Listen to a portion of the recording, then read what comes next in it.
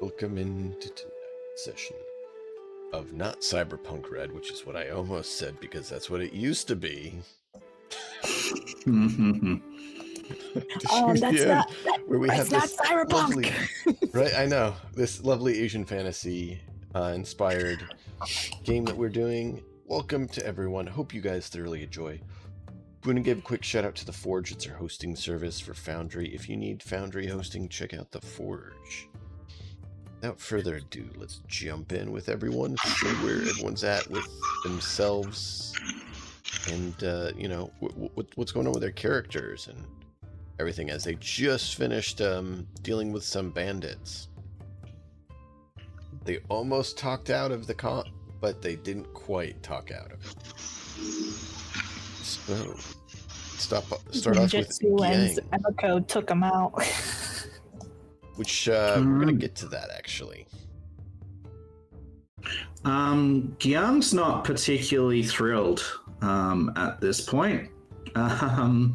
He wanted to try and talk these people down, and he was trying, and he had various levels of success. Sometimes it was going in the right direction, and sometimes it wasn't.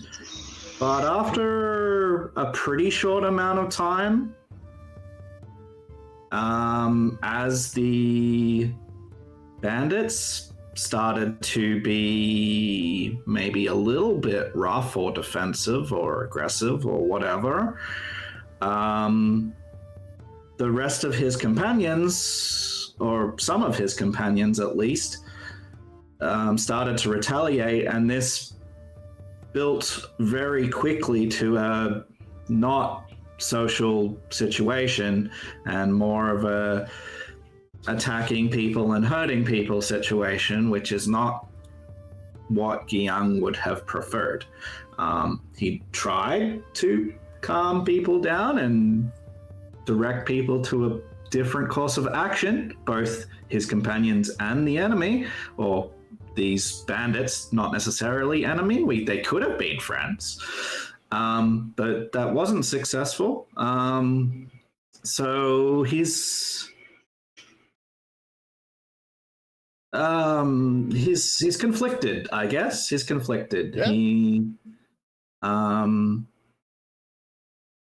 So yeah, I don't know really what else to say on it other than that. Okay. Now, I will quickly reach out and say something on this because I just thought of it. It's not about Giang, because Giang is good. But some of you others might want to look at your strengths, desires, flaws, and fears, as some of the things that have happened play into some of yours. And you may want to say so to the viewers, even though the other party members may not know that yet. So you don't have to say, hey, I have this flaw and it made me feel this way with it, but hey, there's with so-and-so's past, this makes them feel such, right? Sort of thing. Trying to be vague and not point fingers at any direct person, but looking at everyone's, I could see a few potential ones to show up.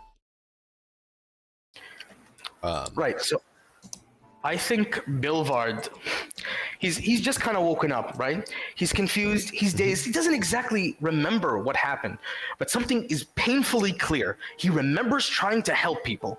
And so now that he's awake, and now that he saw himself in this weird predicament, and he remembers helping some people, they ran off, but he remembers there was a conflict and he couldn't help everybody, and that lack of a clear resolution kind of jolts him awake. So Bilvard, he kind of just, his senses kind of like all fire at once, his synapses like boom, and suddenly he looks around and he's checking, he's looking for the villagers. Listen, I don't remember exactly what happened. Where are villagers? Is everyone okay? And he looks around and he's seeing these strange faces, but he clearly knows that this is a peculiar situation. He's kind of a little agitated, a little spooked, and so he's looking around. He's looking for an answer. What is the exact situation? I remember defending villagers. Is something happened? I capture. Is everyone fine? I think at this point, Zangetsu is not going to be showing it very much, but he's going to be very, very much disappointed in himself and having resorted to his baser Oni nature. He's going to be internally vowing to contemplate on this later to try and do better. And he's going to very, very much avoid looking at or being in the line of sight of the gang after his kind of lashing out. This is very much not in the nature that he wants to portray to others. Mm-hmm. But he's not going to be expressing much of that outwardly. He's just going to remain quiet and somewhat still around everybody else and not interject much. So, excuse me, go away. He is very, he's actually not too shaken. He's pretty happy with how he acted. He's defensive by nature, and he held out hope that we could diplomatically resolve this. But once it went downhill, he kind of basically just avoided the situation altogether, and like his immediate priority was to bring the people that were being held hostage. He didn't really like once Sengetsu engaged, he immediately like disengaged, and he went and took care of the hostages. And once Emiko figured out like where they were being held, that priority immediately moved to the 47 found where they were. I thought that I pointed to where they are. yeah, she You was pointed like to him. True. Okay, that's You what I saw meant. 47. I didn't know that. But yes, but yeah, he's actually quite proud of his actions. And once he like broke the door down and saw the little one like at his feet, he like a great sense of relief rushed over him, and he was like very happy that there weren't people like super harmed. And yeah, so that's where we are for go away. Emiko? Yeah, Mago's just gonna keep her composure, and she doesn't really care about the people that were locked up. She doesn't really show any sympathy towards them. But that's how she feels. But obviously, she's going to have to show sympathy, so she's faking it. All the sympathy she shows for the people being locked up is her faking it. But how she really feels, she doesn't care. She does not care about the people that were locked up. She found this a waste of time for her. And yeah. I'm shocked that Emiko feels like helping others is a waste of her time. Yeah. That's just the emotionless side of her. So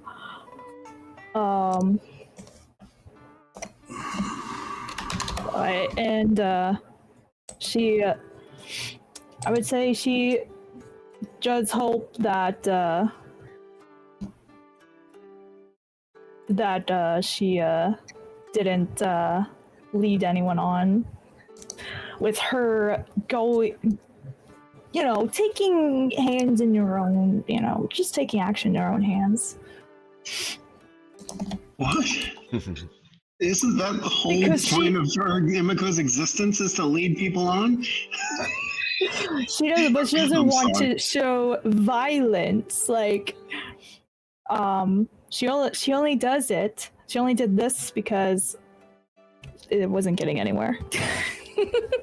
And that's what she felt. It wasn't going anywhere, and she was acting as she was helping the group, but really she was just trying to move this along.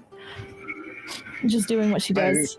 So I'm begging you, please don't take anything I say personally. I'm absolutely just kidding around. Oh, don't worry. I totally understand.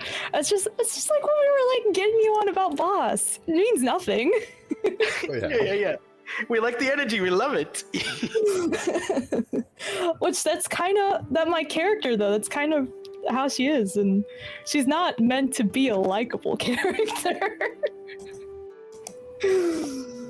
Well, there's a part of Zangetsu that likes her now. After seeing her technique with the blade and her bloodthirsty nature. Yeah, well, she technically did not. To keep up with her thing, she I think she mostly tried to paralyze them. To try to right. Keep up the facade. She's gotta keep up the facade. I will say the way that Zangetsu sees it is that they both had their mask kind of slip a little bit there, while they're face to face with the enemy in between them. Right. And and then we go like after the last guy. I don't have any way of knowing that Emiko's mask is just for show, that she's basically a sociopath. And my mask is actually legitimately wanting to change and suppress that nature of myself. Mm-hmm. But nobody knows that either. Yeah. You saw vulnerability in each other, but you didn't know what it was. The monsters saw each other. Oh, right. 47. I think 47's overall kind of a bit more insecure about his situation, and kind of like the security people he's kind of grown to know. Because again, the people who were kind of taken hostage, they kind of got used to, or kind of got at least accustomed to working with in his time in the academy. He's kind of not really used to having someone he can have a relationship with, even if it's kind of faint. But he's a bit worried about those people, his kind of meal ticket. This is his only way off the street at the moment. And there's a lot of things changing. He's not very, a bit shaken with that. There's a whole nother guy right here. That's kind of sleepy. To seeing all these feats of strength and kind of knowing that he himself isn't that strong, kind of just relying on an animal who kind of did most of the work for him last time. The dog kind of led him to the building and whatnot. A guy stabbed 3 people in a row. That guy broke through restraints with like a very little ease. He's a bit worried about that. But in terms of this regular violence, this is fine. This is on the normal schedule programming. Okay. So I'm looking at everyone, and everyone seems to be like really heavy in contemplation. We see Gyang, he has this face of like sadness and defeat, and he's looking around. Emiko seems to be hiding something, Zangetsu as well. I'm looking at all these people, but I still don't have an answer. And I'm kind of getting agitated. Okay, really, I need to know. So I start like looking around. I get into the houses. I see that there's still some people. I need answer. What happened? I'm starting to get a little worried. I still don't know where my master is. Guillaume will approach you, and he will he'll make sure that because he did pull out his sling, so that he's put that away now, and he says he basically will say, yes, we okay, town is still suffering. There was attack last night by, we think,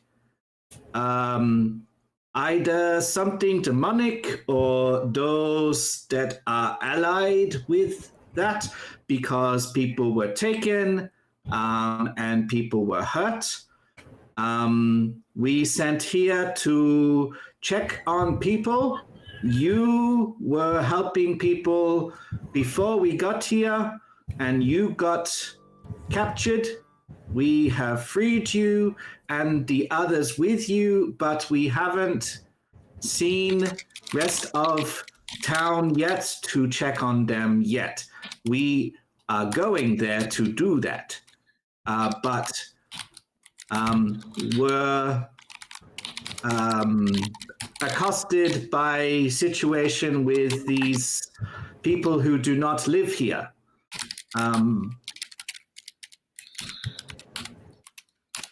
And he'll sort of approach quietly to you and put his hand on your shoulder and says, well done, defending people, this good.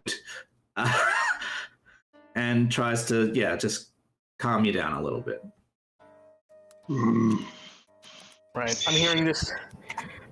I'm calming down a little bit, but you can tell I'm still a little stressed. This is good. I appreciate help.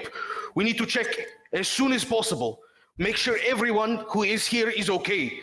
Let's move. No time to talk. Yeah. And as you guys were talking, Emiko is tending to the ones that were tied up, seeing if they're hurt or not. Tending to. So I mean, she's tending to them for cover, her cover story. So Go-Away is Acting gonna like she go. I mean, we didn't kill the people, right? We just knocked them out. As far as we No, know, they're I dead. think. Oh no, they're meat. They're dead. They stabbed that guy several times. Okay. They got cut up with swords and stabbed and brutalized. So I will. I'm very interested in finding answers. I say to Belvar,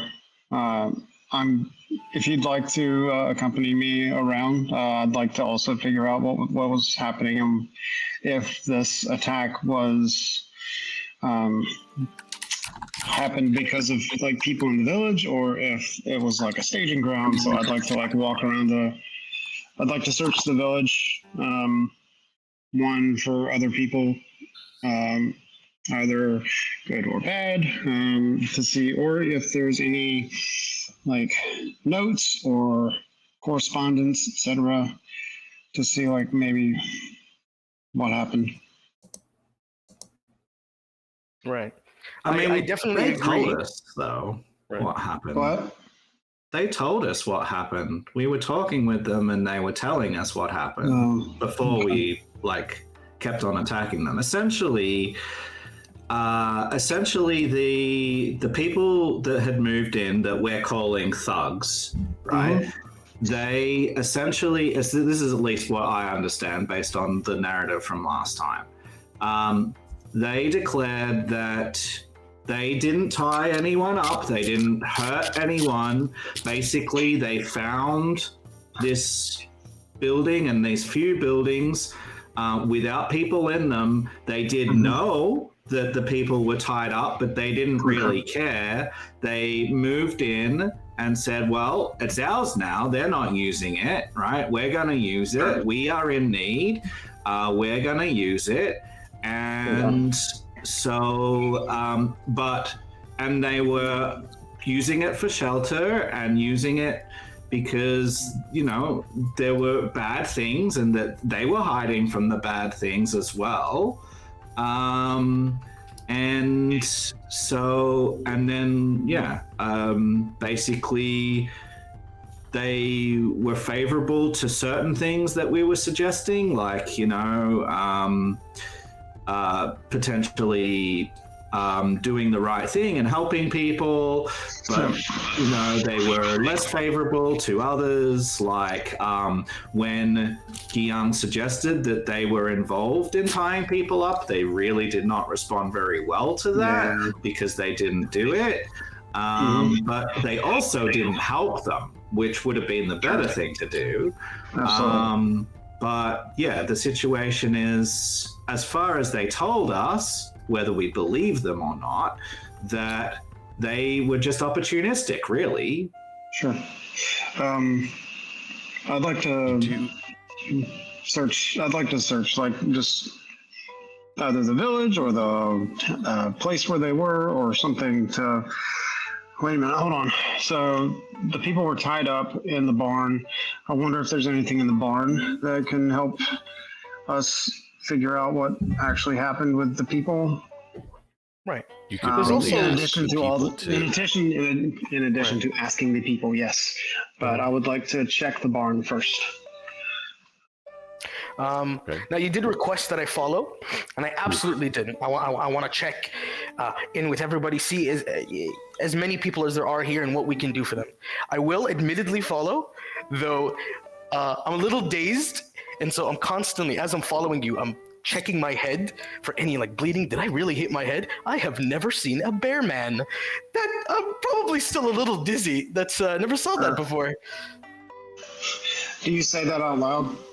No, I do not say that out loud. Do not want to be rude to the clearly nice bear that I've never seen. So as we walk around, I see you kind of like eyeballing me on occasion, and I try to show my good nature, because I mean, Guo doesn't really have a bad nature, unfortunately, right now, because he's a priest. So I will try to calm Bolvar. What was is that cool? It's not cool. No, it's something else. Thank you. I will make a leadership roll to try and. Is 2 okay for difficulty, or is it 1 or 3 or what? It's based on his. Okay. What's leadership against? Deception? Discipline, I think. Yeah, I think you're right. Bilvar, what's your discipline? On your character sheet is the first tab. If you scroll down, you see discipline. My discipline Mm-hmm. is 2. Not very good. Oh, sorry. No, that's my deception. Sorry. Pardon me. Discipline is 3, right? 3 triangles. I'll roll another purple. Sorry. No, that's fine. Wait, do we need to roll for roleplay stuff? So, Sometimes. check failed and 2 threat generated. So I want Bovard to tell us what happens with this threat, because Galway tries to use his leadership to calm you down, and it really doesn't work. I think because I'm a little dizzy, I'm seeing this bear talk to me. I still don't fully understand what they're saying, and so I think I'm really tripping out. I think they hit me hard in the head. I'm not scared of the bear, but I'm like, I don't fully. I don't understand what you are bear. I hunt those. I think. No offense. He doesn't know what he's saying. He's kind of now. He's even more stressed. He's like, "Oh, I don't want to be rude, but that's a bear. That's a bear man." What? I don't know what he's telling me. I'm kind of panicked a little bit, but okay, I follow. I help. You seem good.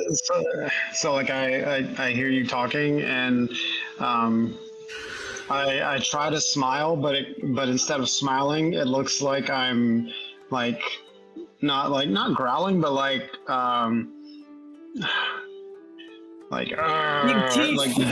baring my teeth. It looks like I'm doing that instead, especially in the state of mind that you're in. You think that I'm like baring my teeth at you instead of smiling.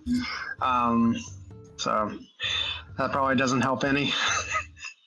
I think I'm like really awkwardly laughing. I guess. And it's at this time Emika's going to walk over to Billboard, and she's gonna say in a soft voice, like, "Are you hurt? May I check you?" I'm not sure. Yes, I think hit really hard on head. This is Bear Man. While she tends to blow, Emika's I going get back in the barn. check Boulevard over. I'm gonna go interview the people in the And barn. try to help him and patch him up. So I think 47 And kind of Azrael, just can you two awkwardly. hear each other? I can hear her. Okay. It just sounded like you two were talking over each other. We were. I'm sorry. That's my fault. Go ahead, Puppy. Okay. So yeah, I'm gonna check Boulevard and see if everything's okay and try to patch him up and help him. So, And while she does, medicine check. am I okay to talk? Yeah. Ooh, that's and then, nice. 42. Heather wanted to say something for 42 after that. While she does that, I think 47 kind of just awkwardly. Oh, my bad. Sorry, no. I'm gonna go into the barn and interview the people that were tied up, and that's what I'll do. And go ahead, Heather.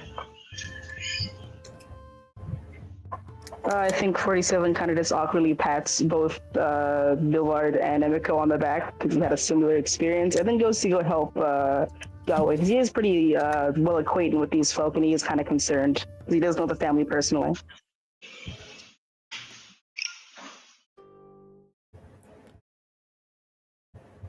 By the way, the whole time, Emiko is checking around. I'm constantly apologizing. Yes, I'm sorry. Sorry, not used to lose. Sorry. Yes, apologies. Very sorry. The whole time, he's not used to this. He's never been the person to be injured. He feels like a major inconvenience. He should be checking on the villagers. He's really worried. He's like, oh, this is silly situation. Silly Bill Vaughn. Oh. You'll notice Emiko not really saying anything. She has like a nice soft smile as she's like looking you over and stuff. Just trying to be just there and concentrate on what she's doing. Stop yelling. I'd like to try healing myself after I'm done searching. Yeah. So, just to educate us about medicine. Not medicine. Yeah. But The power. Yeah. Essentially, yeah. So you can do that. The power is going to potentially be different. But every gee, we're rolling so many things. When you are making, in this case, what Puppy was doing before, a medical check, Puppy, what we do is we look at the character's state of health to determine how hard it is. And if their wounds are equal to half or less of their wound threshold, i.e. they haven't been hurt more than like half, then it's just one difficulty, which is why we would be not rolling that second, because Bilvad was at basically full health. And then with each level of health, it gets harder and harder. So we'll, just... But yeah, looks like all of this Zangetsu as well is failing on checks to heal others or themselves. Let's fail forward. But we do have a triumph to resolve from Emiko's medicine. Yep. And we do have 2 advantages to resolve from Zangetsu's heal spell. Correct. Thanks. So, Emiko, what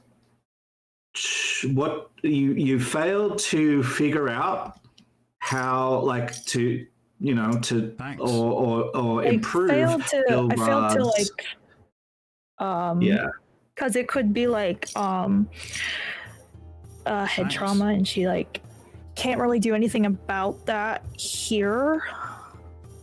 Right. But you do have a triumph, which means that something else, not his state of health, but something else has had an amazing, like there's been something amazing out of this. The current narrative is we want to calm him down. That could just say he is now calm. Yeah. It's like maybe just by Emiko being calm herself and really gentle has helped calm him down. Yeah, maybe someone fills me in too that it's actually a bear man and you're okay. Yeah. Emiko could just be like, the it's correct just a term is bear Ursai. man. Yeah. Yes. So she'll like fill you in and stuff, and I think I feel a little just embarrassed, try but to get definitely you to calm down. Okay, whew. I'm not crazy. I just have a lot to learn. Okay.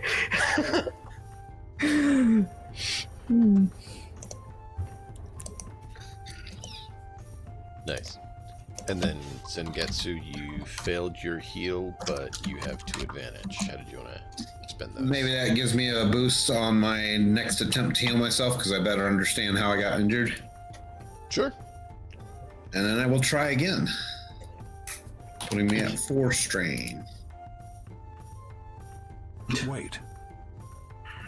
My brothers, we are together again. Time for some thrilling heroics. Oh my lord. Thanks. That's a lot of advantages, but Oh, still no, failure. Just everyone's just failing, but at least you got 5 advantages. Now maybe I 5 recover my advantage, strain. but fail. I recover my strain, but I don't heal any. How's that? Yeah. Oof, man. And 3rd time's a charm. He's just like casting spells. Oh, Something's gonna work. there you go. So a Yay! success and a triumph. So I heal There 2. you go. All right. After that, I'm going to start carrying the bodies out and lying them like neatly out here somewhere, so that we can bury them at some point. Sure. Sounds good. So you start lugging all the bodies there. Boulevard's getting checked on. Galway's checking on the stable. So you don't find anything there that really tells you that, as you got a, failure on the perception check. However, I didn't get to give you your threat from that. You're going to get a strain. Hi there! As you are embarrassed, Emperor's finest reporting.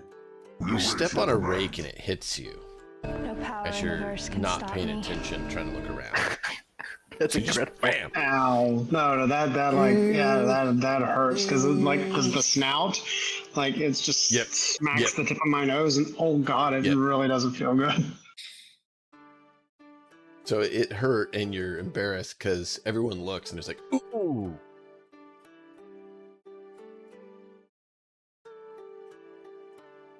Like it's like when you I don't know how, like if anybody's watched cartoons where when somebody steps on a hoe or a rake or something and it smacks them in the face.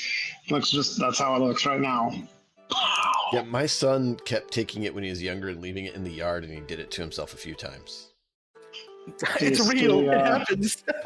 Luckily, he was lighter, so it didn't have as much force. But yeah, I think I knocked my front teeth out doing that with a shovel. Anyway, so I still I have that that jolting and embarrassing, and I go into the barn, and this is the state that I do my interviews of the people that are in there. I'll be back in just a second. During this time, what is 47 and Gang doing? 47 is probably talking to people as well. After, or probably waiting for Yao to come back. Okay. Gyang will enter some of these other buildings if he can, the ones that are open, and what he's looking for something in specific, as well as people, right? Like any people, he'll try to help, but he's looking for a sheet or a blanket or something to cover these people, because there are people that have been tied up overnight. They're probably stressed. They're probably emotional, and seeing dead bodies on the ground is probably not a great idea. So he is trying to find something to which to cover them, and he will be helping Zangetsu with the process of, bringing them together, making it as neat and tidy as possible. He does not like this, but he just wants to put it, into such a position where people aren't going to be emotionally scarred as much. So that's what he's going to be doing. Yeah. Okay. So we're going to go with yours first. As you enter one of the houses, which order do you go in? It came out of this one. This was the barn. So you had this one, and this one. I think he probably goes into the one where they came out of, because probably they were sleeping with something covering them, is his guess. So you go in there. There's a bed that looks like it's by the people who typically own the house, and the place is kind of just tossed and trashed a bit by obviously the people who didn't actually live there.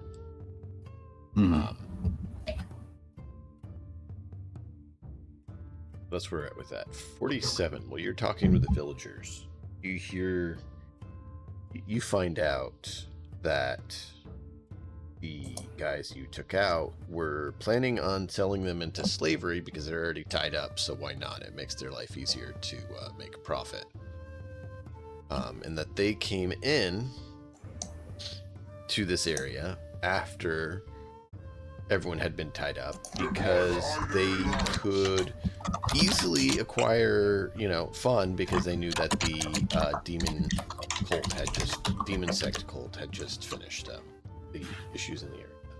So they were taking advantage of it in a very unpleasant manner.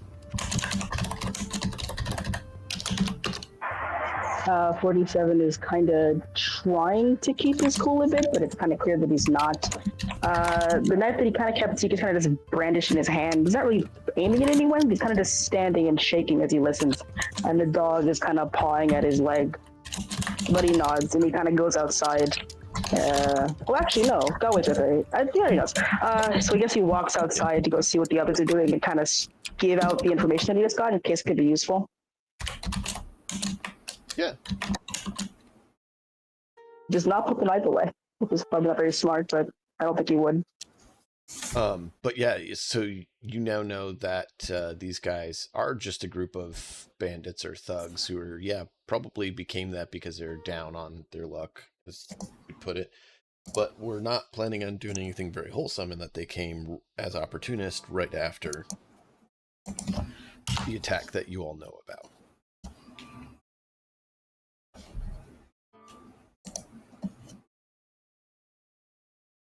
All right, so you guys get that all set up. Where do you want to go from here? So you guys have gotten the bodies piled up. Giang, eventually you're able to find something probably. When you enter this house, I want you to roll what would it be? Basically a dodge, but I'm trying to think what it would be called. Vigilance. So if you do a standard vigilance check.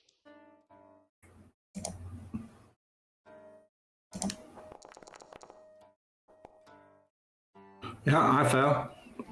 I have advantages, but I fail. Yeah. So I will tell you what happens, and then you use the advantage so you understand the scene before you. Yep. So you go in there, you start looking around, a cupboard bursts open, and two kids take you out at the leg. They just take you out at the knees, knock you down. Yeah. So you have 3 advantages with that. You go ahead and how do you want to handle those? With those 3 advantages, Giang will laugh good-heartedly as he sees that these are kids, like an old uncle that's just been wrestled to the ground. Ha ha ha! You did that was an awesome wrestle, and perhaps these advantages give a good impression of Giang's good nature. Okay. He's probably a bit bruised and whatever, but he's just going to roll with the punches, so to speak. Sounds good. Yeah. So they are able to. I would see that as being. They'd be like, "You're not one of the bandit guys." No. I am Giang. We are from Academy. We come to help. Yes. So one had like a chair leg, and one has like a kitchen knife.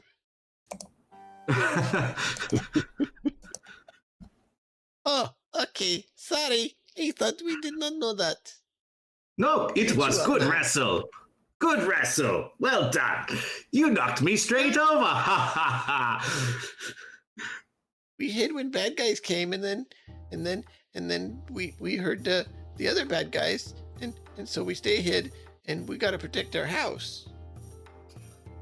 Yeah, he praises them, and he dusts himself off, and if they're of the right age, he'll sort of give them a quick tap on the head or whatever, just like well done. He says, I see if we can get a award from Academy for your brave act. Yay!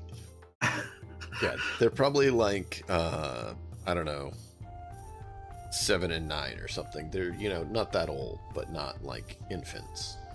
Yeah, he'll then sort of say, we have others that were out. Let's see if your parents are there. And he'll take, usher them gently outside, obviously putting his own body between them and the covered up bodies. He doesn't want them to see that, so he'll sort of usher them towards where the people in the barn are, which is away from those bodies, and keep himself between that, and then he'll show them in, and hopefully do they recognize their parents, or do their parents recognize them? They're there. Some of the people have started coming out of the barn, and a couple run over to them and grab them and look to be very, very happy that their kids are okay. Fantastic.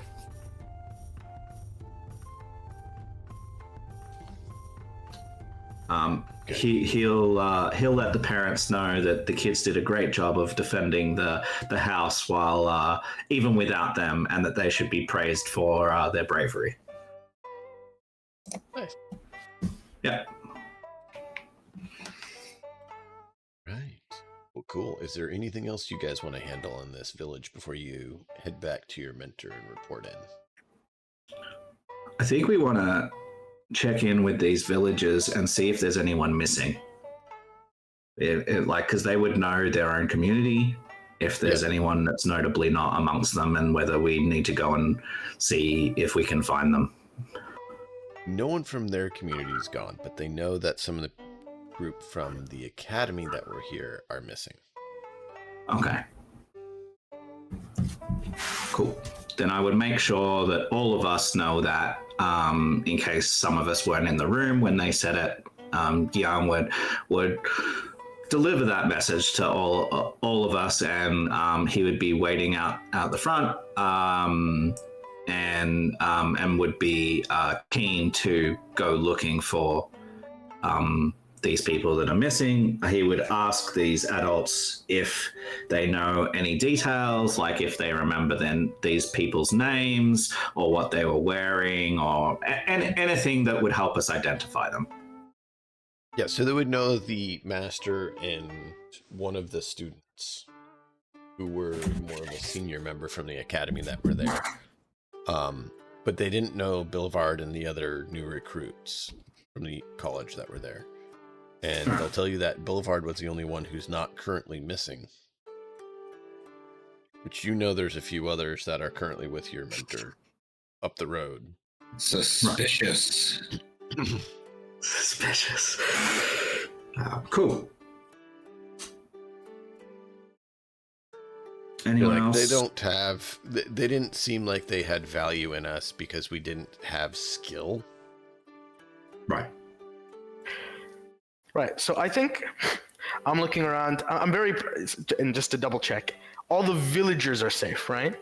Yeah. Yes. Okay. So I'm looking. My mentor isn't there though, right? The one who brought me to the academy, isn't. Your schoolmates, your mentor, and a few of the senior members who came out here are missing. So from the university, you're the only one. I do see the people who are stressed, and I was going around. I was helping everyone in any way that I could. After Emiko checked me, make sure that I was okay. I check on everyone. I make sure that everyone's spirit is as high as they can be. I try to improve their morale. Like, hey, it's good, your family here. We make jokes. I tried to cheer everyone on. Now I see Gyang. As he comes in and he shares the news with everyone, right? Up to this point, I was helping the villagers. Yeah. So I hear this, and a part of me is very relieved that the villagers are okay, but he's still very, very concerned about his master. And he hears this and he thinks it's a strange, suspicious, odd, but still concerning situation. And so he walks up to Gyang and he's like, first of all, Bilvard, you can call me Shield, though. I did what I could to help villagers. I see you looking for information. I don't remember much, but I want help. I know that I came here with my mentor, right? He's my teacher, and I blah blah blah. I'm filling him in. I'm telling him about how my my friends and my mentor came to this village when suddenly there was some sort of attack. He remembers seeing red and ching clang, the clash of swords. He remembers helping as many people as he could. But in reality, he does not remember the pursuers. And he knows that this is a very strange thing to say, but really, I don't remember much of night. But this is promise. I tell you this. Those people who were taken, we will find them. I will help in any way that I can. And he lends his hand out to shake his hand. He's like, hey, I want to come with you. I see, I get what you guys are here for. I tried my best. You guys seem to be just as concerned as I am. Let's do something. We got to figure this out, right? Yeah. So Gyang will shake his hand. He'll say, I Gyang. I'm from the north, but am now part of Academy. We are all part of Academy. We only started soon ago, and we just started our training about 1 month. Okay, Which Bilvard I see you started training around good. that same time. So he would be around that same time. It was that same batch of new students. Oh, I was with them at the academy? Yeah, because I mentioned there's some other students at the academy who just came in. They're in one of the other groups. You're in one of the other groups that were mentioned at the beginning. Okay. So there hasn't been a lot of overlap until now. You guys have kind of been off doing your own things with your own mentors. Okay, I recognize that he is part of the academy, and I get a little excited. You're part of academy too. This is great news. I am part of Division B. I have also trained for a little while, as you can see, and I point to my right arm. I'm flexing a little. I make a joke. I pat Gyang. See, training. Yeah. I notice Gyang maybe awkwardly laughs or something. I'm roughhousing a little. Like, back off. Oh, this is good news. We are heroes. We will figure this out. Yes. Good. And I kind of rush off to meet the others. I'm kind of excited to meet them. Good. All right. These are classmates. These guys know what they're doing. Yeah, and that's what I was saying. So it's you don't know them, but you can kind of recognize. I did see you at the academy, so it's one of those. Don't know you, but at least I've seen your face somewhere. Yeah. Okay, that's good. Cool. I think 47 is kind of skeptical. He really doesn't want to touch him. He's kind of been silently losing his crap this entire time. Really shaky. He still has a knife out. He kind of doesn't want to immediately say it to him, but he's kind of under his breath saying, "You, I don't like you." He kind of feels really convenient that all of a sudden there's these slave traders and this guy just happens to be here. He doesn't know how he got here. He knows nothing. He is just shaking. When he goes to kind of greet him, he kind of he doesn't say anything, but he kind of jolts the knife a bit closer towards him and he backs up. Don't you come near me. You stay over there. Whoa, friend, we are part of same academy. No worries. No worries at all. I back up. No worries at all. And trust me, if I want to beat you, I could have done so long ago. And he jokes, he's joking. I kid. No worries though. Okay, you scared? No problem, I get this. And so I respectfully kind of back off. I'm trying to lighten the mood. I see that 47 is still very skeptical. He's kind of grimaces at me. Okay, I back off. Yeah, oh, jeez. Okay. And I kind of rush off. Roll A. Be survival. They don't really have it. So I'm thinking animal handling kind of thing, because that would have an effect of how the dog responds to you. Oh, okay. I'm just thinking that's something that I think 47 would probably pay attention to, is how Sumo responds. Pretty sure animal handling is covered by survival. Okay. Yes. Wait, am I rolling or is he rolling? No, you are rolling. Bilvard's gonna roll. Oh, I'm gonna roll? Okay. Yeah. Survival it is. So I see it here. Difficulty 2, average, right? Yeah. Bam. Let's see what I get. Hey, Sumo actually goes up to him and seems to be okay with him. Oh, you are owner of this dog! This is incredible! I see dog around the academy. I always sneak in treats for this little guy. Is this your owner? I look at 47. I'm like really excited. I know this dog. I've seen him around the academy. I never saw you though. You're kind of unassuming. But the dog? I love dogs. I think 47 kind of just, he puts the knife away, but he's still like staring. He doesn't really say anything. He's clearly having some sort of mental issue at the moment, but he kind of just, a primal sense, he's like, okay, the dog likes him, I'll chill out a bit. So he kind of just continues staring. He's still shaking, but he's not pointing a knife at him anymore, so that's pretty good. I'm kind of like petting the dog. Little dog. And I noticed that you're like not chill with that. Oh, yes. Sorry. Yes, I continue to back off. No worries at all. And so I leave the dog. I'm kind of really like, oh, I wanted to pet him more, but okay. Let me back off. Let me see if I can help anybody else. I go wandering. He loves it. I sneak him treats every time I can. Like dog.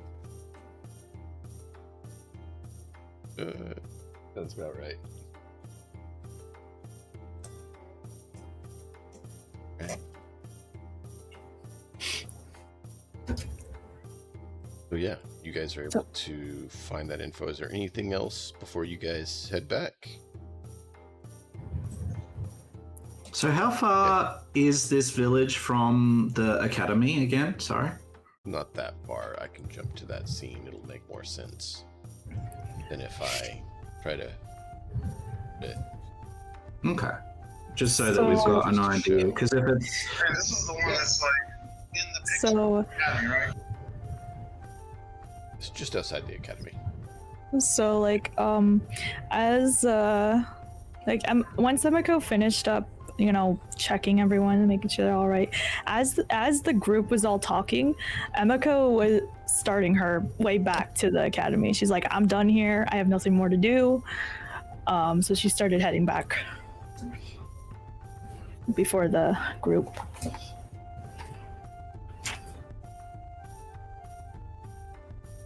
And what time of day is it? It's mid-morning, because you guys, that following morning, you're asked to come take a look at it. So it's the morning after the attack.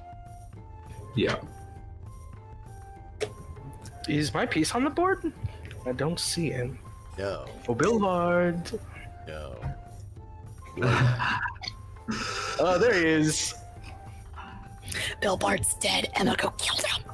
That quickly? What? She's like, just shut up already. Get this guy out of here. I'm joking. Roll for off-screen ready. Yeah. All right. I think if it's mid-morning, I think Gyang would entrust the report back to the others, and if Zangetsu is going to dig the grave now, he would help. And yeah, take some time to make sure that it's enough away. If there's a little village cemetery or something, like just outside of town, at the back of the town or something, he would do it there. Just trying not to be disturbing to those that made it through. It's not really a cemetery, but you can see they've kind of used this area down here that didn't have crops or anything to do some burials. Yeah, cool. So you'll be there. Yeah, so I'll spend some time, however long it takes, probably, 2 hours to dig a sort of shallow grave? something like this. Depending on, how far you're going with it. But yeah. So you'll be there. What about I'll be the fine. other 4? Because Imiko said she's heading to report.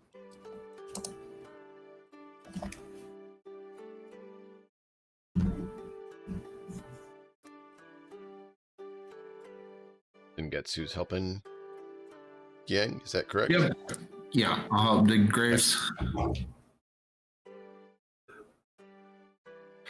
I think I would also stick around at the village longer, so I think I would tag along. I'm pretty strong. I can carry pretty well, so I think I kind of wanted to see what Gyang was up to, and I saw that there was a ceremony going on, and so I kind of, understood. This is something that's very important to me. I want to protect as many people as possible. So when I went around, I heard about some sort of commotion, and I saw these bodies, and I thought, okay, I will help with this. And I carry a body with them, so I'll be sticking with Gyang in this one, and Zangetsu. Okay. Gawe and 47.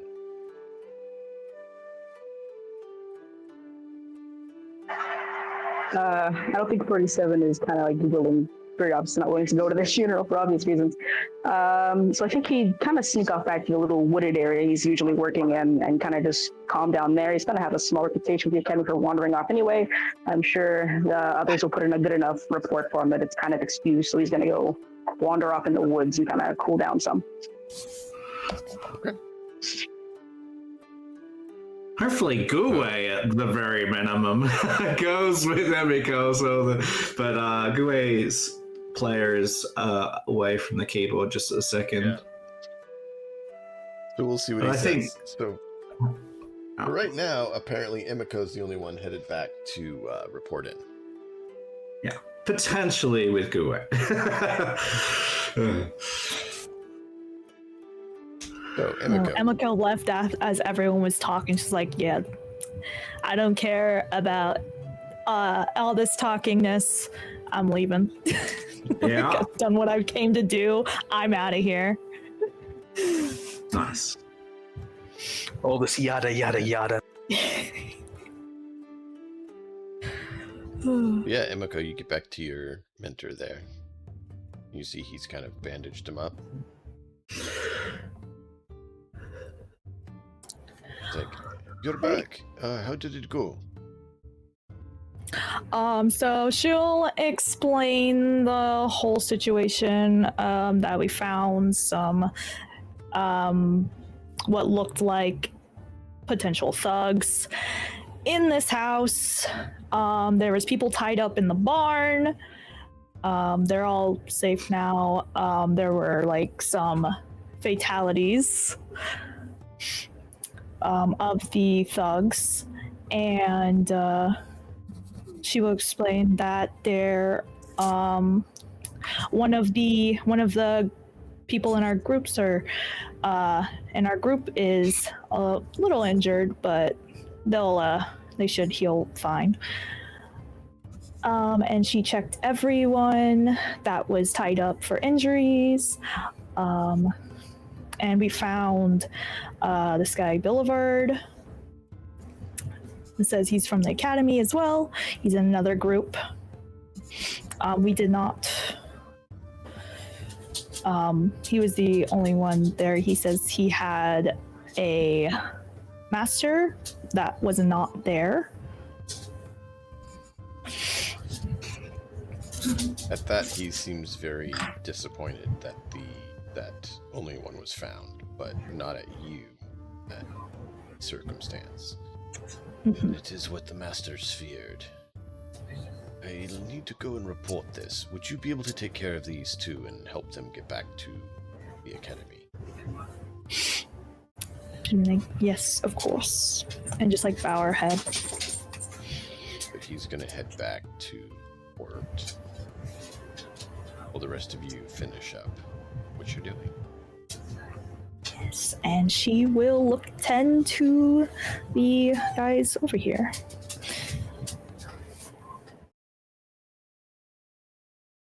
Yeah, they have wounds that show that you're able to diagnose, they were probably trying to run away. They made it a decent ways, but not that far, obviously, as they didn't get across the bridge.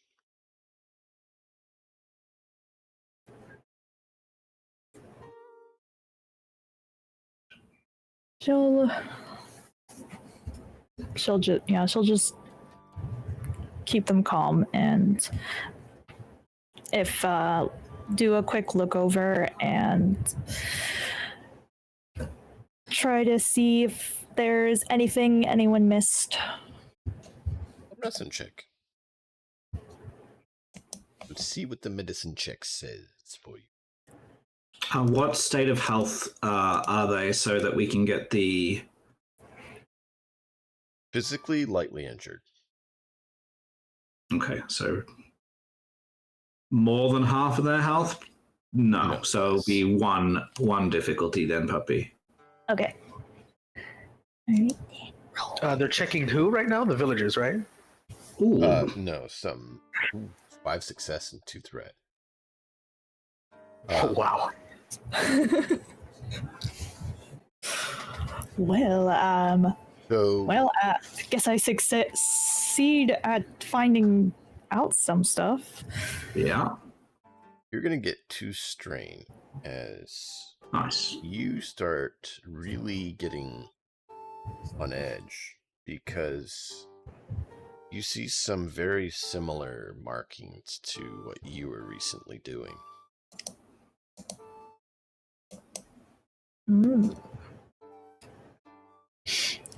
Potentially. So if you didn't know better, you would think that you did it. Yeah, so potentially we're dealing with another assassins, and other assassins don't really like each other.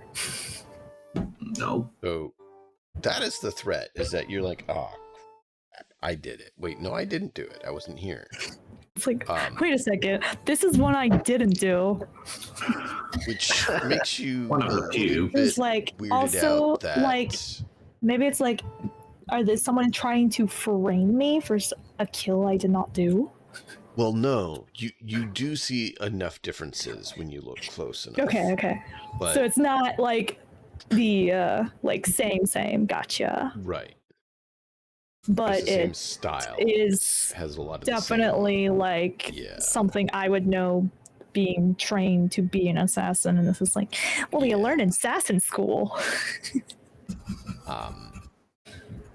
And they have been marked. And the mark is unsettling. Yes. It's not don't know the right. mark.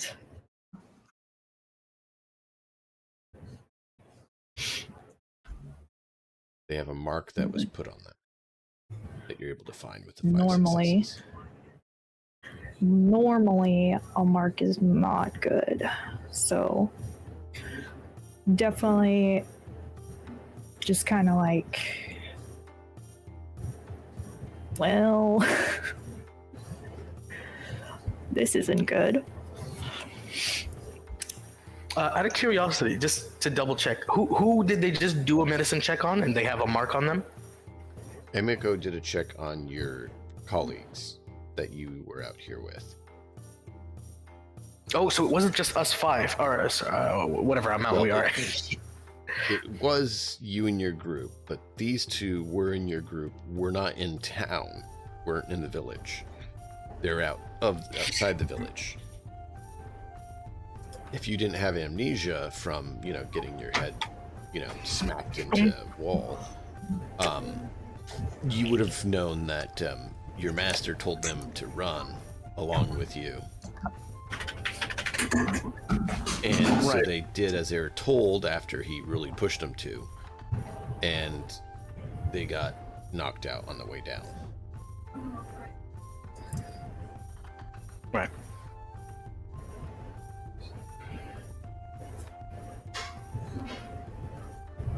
So yeah, I gotta take care of a quick thing, like 20 seconds. So go ahead and describe how you guys are handling the, describe what Goe is doing, and then you can tell me how the burial stuff is. I'll be right back. Right. So just to fill you in, Guawei, village attack. After that, me, Zangetsu, and Gyang started to stick around in the village and bury the corpses, right, of the people that were still there. In the meantime, 47 kind of is hearing all the stuff about these people being taken into like slavery. They're hearing all about all this attack, and it's kind of super stressful. And so they sit down, decide to really process things because they're really overwhelmed at the current moment. They felt helpless. They felt like they needed to rely on the dog, which also could have gotten hurt. And so they're calming down. Emiko is checking up on the academia students that were knocked out as well, because there were students that were. And Emiko went to go report to the guy that was at the bridge with the students, and now she's staying with the students. Right, that's true. So during all of this, we didn't really hear your point of view, Guawei, while all this is happening. No worries. So we're all back in the academy. Village. I know we're not at the academy yet. Okay. So we're still in like the village area. Is that? Yeah, I think Emiko left while everyone was talking, so she's like, "All right, I did my part," and left to go report. And then the other three are burying the guys we took out. Yeah, I think that I would probably take stock of like what's happened in the village and maybe like. Give them kind of a sense of like while they were tied up, this happened, or while they were tied up, I don't know, like kind of work on a series of events, and then I would check on the people needing to I would help with the burial. Right. So you would like check with the villagers, fill them in on what happened. Yeah. All okay. Then I would go and help with the burial. Right. They kind of said what happened. Sorry. They kind of said what happened. Okay. So I would just go over there and help with the burial. The fog and demon cult attack, followed by them getting tied up and put in the barn, followed by bandits, thugs coming in, taking advantage of the situation and planning to sell them all into slavery, followed by you guys showing up and all that you're aware of. Okay. I would definitely just I think that let's see. I don't know if they had any rites that they needed to follow before the burials, or if we were just doing individual graves, or I didn't know how we were the process that we were following to bury them. But being a priest and being with the order of the priesthood that I am, I would administer the rites that normal commoners would receive for burial. Okay. Because none of them are priests, so I don't know that they really understand everything that goes into a not necessarily burial ceremony, but rites involved, things like that. Does that make sense? Mm-hmm. I think while this is happening, or perhaps even after, I think I noticed that Gyang and Zangetsu, especially, they seem really upset about what happened. Now, I don't know the exact context of what happened. I see corpses. I was woken up, and this is all I see. But I do trust my classmates, and without questioning any of them, I walk up to Gyang and Zangetsu. I kind of put my arm around them. I go one by one, right? I let them know. I'm sure you had to do what it had to be done. I trust you people. You did good. And I nod. I know to be respectful. I try not to make any joke this time. Kind of pat them on the back. I nod at them because I know that they seem to be harboring some sort of sadness. And this is definitely not my time to ask any questions. During my whole time in the academy, I've never had to take a life, so I can't imagine how upsetting this is for either of them. I'm not sure what their stories are. When you go towards me, I will kind of hop and sidestep away out of arm's reach before you make contact. Right. Just almost reflexively. I immediately withdraw. No worries. I know you hate to do what you hate to do. No, I'm sure you did. And I do not touch you at all. I understand. I keep my distance. I don't make a fuss of it. I back off. I nod. I let you know. I'm sure you did what you had to do, and I don't push it. I back off, and I leave you guys be because I know you guys might need some time to process this. So I go back to. I go back to the academy. I guess I have to see what happened to my my companions.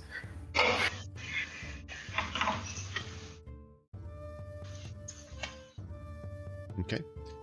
On the way back to the academy, you'd find Emiko on the side of the road, tending to your comrades. She's trying to get them up into some sort of position to get them back to the academy, but they're drowsy and not doing well. I think they've lost a lot of blood, but they're having trouble standing. I think I see this and I immediately rush over to them. Oh, sorry, yeah. No, it's fine. If I offer, I offer to carry two of them, one, I don't know, throw them over my shoulder and carry two of them if they need it. Are you helping with the burial, or are you helping with that? Well, I thought we were done with the burial. I'm sorry. They're finishing it up. Okay. Well, then I'll wait. I'll wait for that. I'm sorry. Stepped off. It's all right. Yeah, I'll do that first.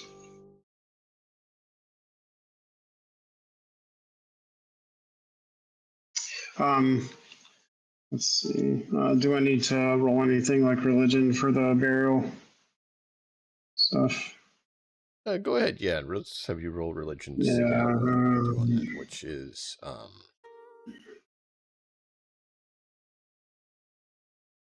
you could do a chant.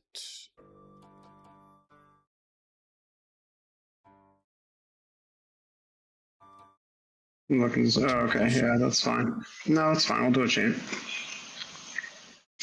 1 or 2 or 3 difficulty. Standard is fine. Okay. Of course it did. Wow, that is absolutely putrid.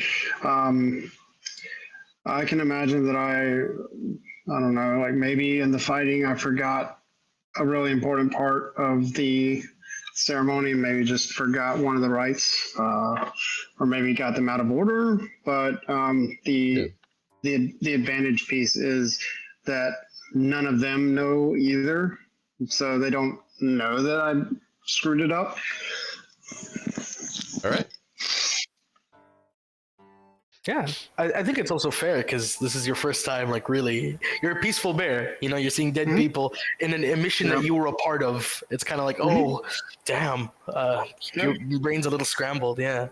Yep, so. All right. I try to, for lack of a better term, bullshit my way through it, and it works, but it's not supposed to work because... Yeah. This is just basically what is it? Not boilerplate, but this is we're just basically going through the motions of delivering rites and burying. Yeah. All right. So Bilvard, you run over to your comrades in Emiko.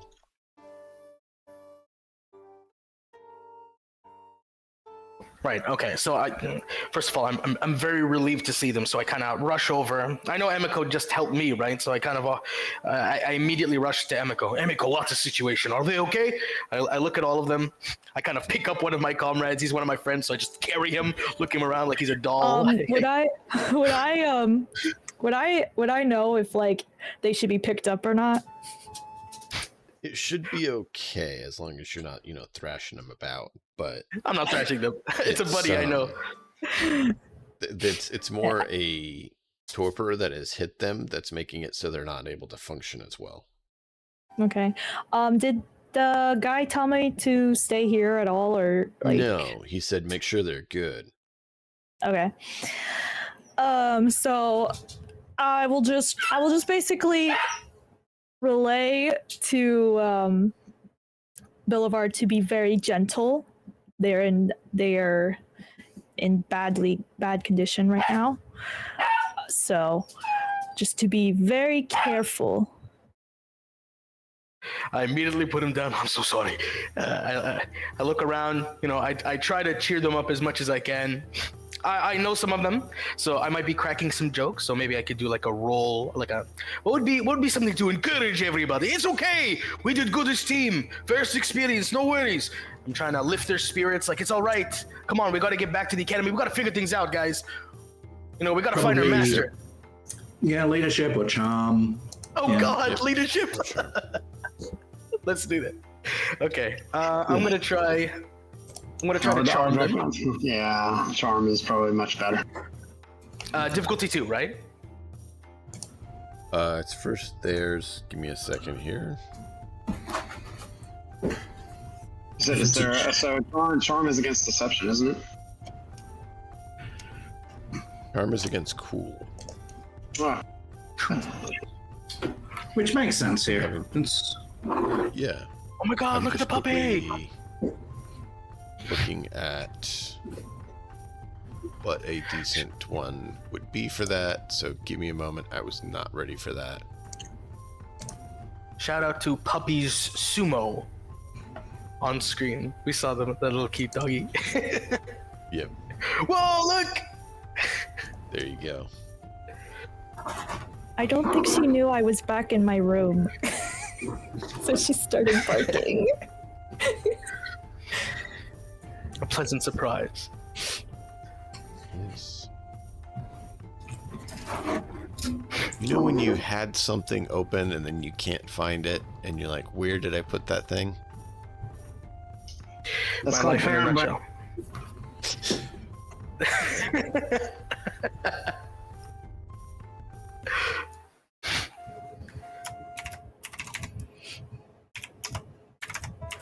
I'm so ready to charm my buddies. I'm so ready. Pew, pew, pew. I don't know why I can't find it. I know I had it open. What you looking for? There's a tool to make NPCs for the game. Well, that's something I could help with. Not something I could help. Oh, right. Yeah. It would make sense to make an NPC.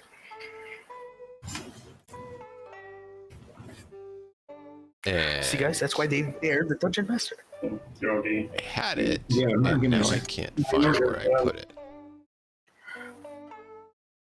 I have too many things, I guess. I will just look at this.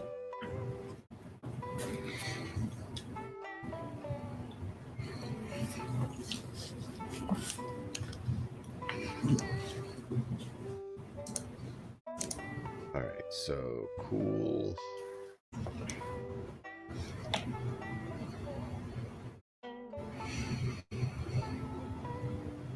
Yeah.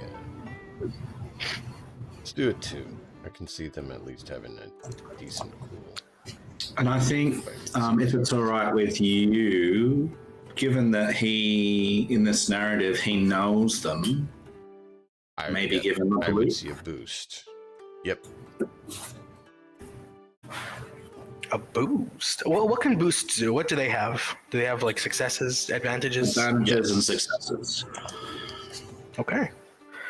I'm liking my odds. So it's the blue die. It's a D6. And it gives a slight boost to the situation to give you a better chance for successes and advantages. So do I press up? One boost. Okay, there it is. Yep. Boom. 2 difficulty, 2 green, 1 yellow, 1 boost. Here we go. Oh, I'm trying to be funny. Ha ha ha. Yee hee hee. Are you guys okay? Nice. And You succeed. this is a Advantage. Really well, with 3 actually. advantages. Mhm. Okay, and so I try to raise their spirits. comrades, it's okay. We did good. We did what we could. We followed master's orders. It's no problem. It's first day. We did great. And everyone kind of like cheers, like, yeah, we're all right. And maybe with the advantages, they might have, felt pretty sick before, but anyone who is kind of injured kind of pushes through that. They kind of get up, they're ready. They're like, yeah, they're motivated. And so we kind of rush to the academy. We're gonna figure this out. No worries. We're a team. We might have failed. We're students. We failed. That's life. Let's go. Yeah. So they're able to get sticks and stuff out of the bushes there and kind of make themselves a crutch, and they kind of not rush because they're still, in a bit of torpor, but they're able to, get back to the academy with you and Emiko. Well done. Yep, and Emiko will help them slowly get back to the academy.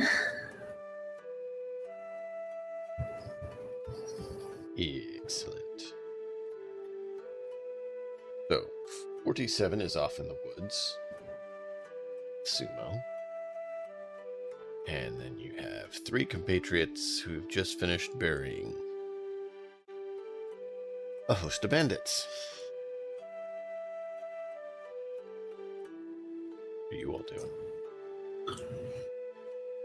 Just make our way back to the academy at that point. Yeah, I'm just walking back to the academy.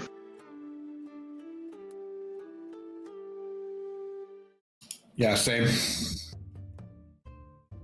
47, anything for you in the woods, or are you just hanging out there? I'm just kind of cooling down. I think after a while, I'll start heading back on my own. Since I'm not as stabby. Once you're not in a stabby mood? Only a wee bit. A jab, if you will. Oh, okay. Could I suggest something here for that? Sure. They went into the woods. Maybe, and this is totally up to you, Heather. I don't want to put this on you, but we're learning the system and we're learning the boundaries and things. But something that you could do is say, hey, we have been looking for information about maybe some of the things that happened, who came, which way they went. Maybe some of them went through this patch of trees, either in approaching the town or in retreating from the town. You could potentially spend a story point to learn something about their numbers or which way they went or something like that, as like a narrative thing, because you went and stewed in the woods, and the story point represents something like that. And then DM, if he doesn't agree, could say, well, what about this instead? And you go back and forward and agree on something at the end.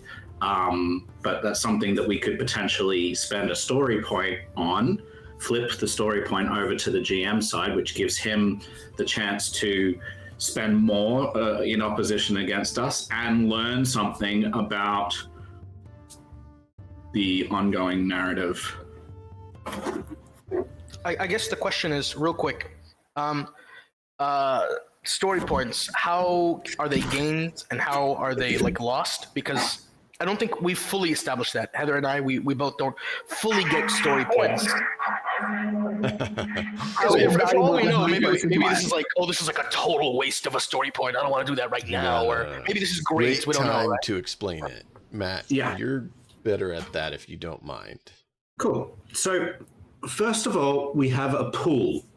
The pool is generated by how many players are at the table. Okay, and actually they should be reset at the moment, DM, at the start of the session anyway.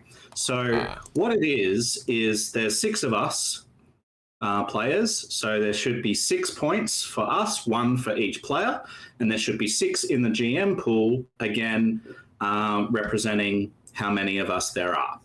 And basically what happens is through the course of the adventure, through the course of sessions, we can spend them to give different benefits. It's not always the same. There's lots of different ways to do that. We can upgrade the ability on our checks. We can downgrade the difficulty on our checks. We can upgrade the difficulty on enemies' checks. We can do all sorts of things with that. And what we do is we say, hey, this is an idea that I have. I would like to spend a story point on something like this. And then DM has the opportunity to say, maybe it's not going to be quite this powerful, or maybe I'll allow that, but with 2 hero points, two story points. These sorts of things. We make a negotiation, and you spend those. And what happens is they get flipped. It's like a coin. There's a heads and a tails, so to speak. We might have the heads, and the GM has the tails, and you just flip it over to the other side. So it's currently in our pool. It flips over to the GM's pool, and then he has more to spend, and we have less to spend. And they go backwards and forwards as the GM spends some and we spend some. And the best way in that Genesys runs eventually, once we get the idea, once we get used to it, is that these are changing hands all the time, like every scene. And that way you can see them being spent, you can see them coming back to you, you get some to and fro, you get some movement in the story, you get some movement in, your abilities and your checks. That's kind of what it is. Also, there's a thing called signature abilities, and signature abilities, you can spend them to trigger. Yes, we don't have them at the moment, but we will eventually. We're starting with the game later. Yeah, we're trying to not make the things overly complex, so we left some things for the future. Any questions after that?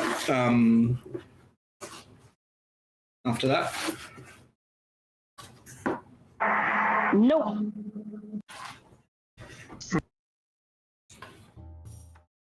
Cool. Okay, so yeah, like if you want, Matt's recommendation, which you don't have to do, is you could perhaps spend a story point, again, something major to, like, you can pitch an idea to the dungeon master to progress the story forward.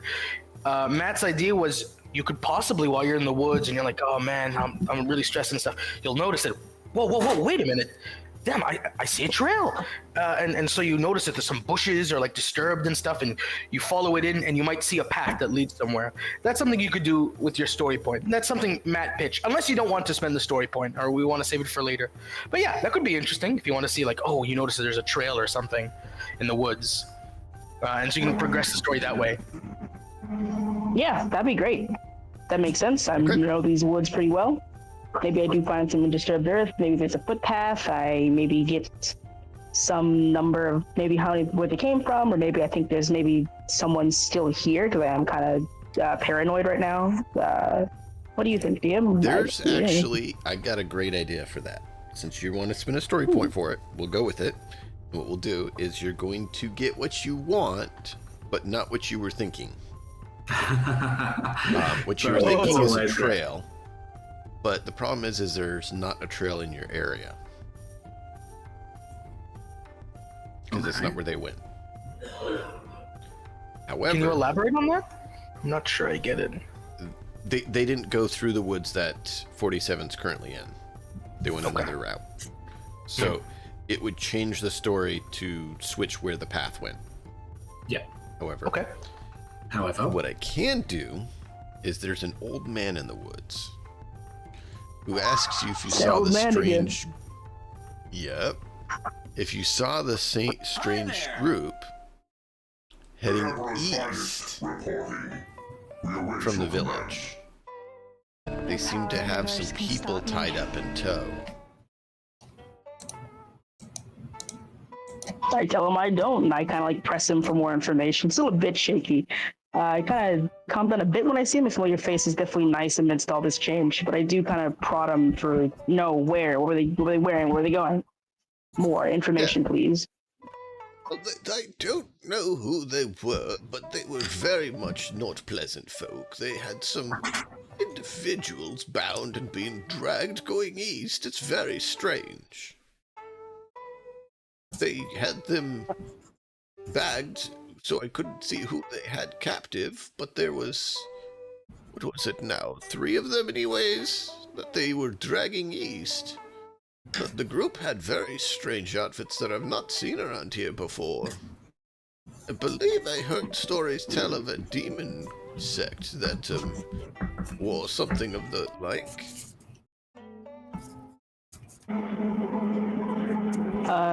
As cool as this, he's a bit almost relieved that they're not his captors looking for him, so he's a bit relieved to this information, if anything.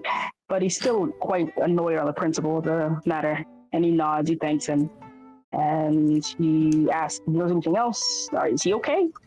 Are you alright? I'm doing well, thank you.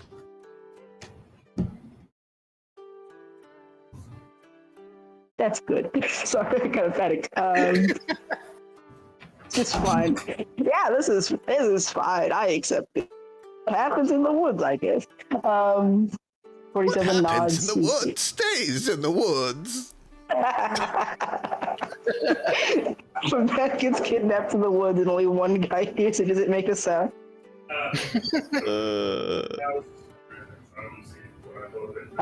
47 is good to have information. He kind of takes his mind off of things and determined. He kind of heads back to the academy to turn it off. Say hi to for me. Okay. Yeah, but yeah, he's an old guy you met once before. Wait, can I ask him if you've seen the horse? Can I see if you've seen like Home Depot, whatever the horse's name was?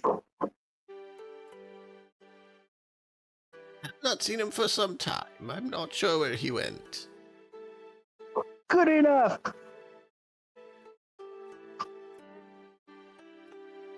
Hey, blissful ignorance. We don't know he's dead, but he's alive in our heads, in our hearts. He's alive in the wolf's stomach. No.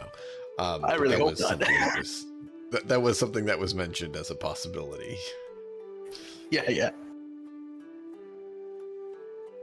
All right. Okay, we got some good news. So, we got a direction. Was that fun? Was that a fun use of your story point for you? Indeed. Got my money's worth. Excellent. All right. You all make it back to town, to the academy grounds, the actual city.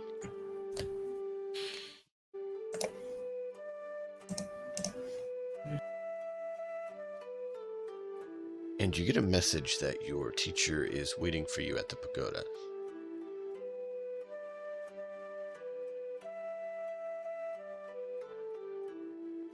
I go to the pagoda.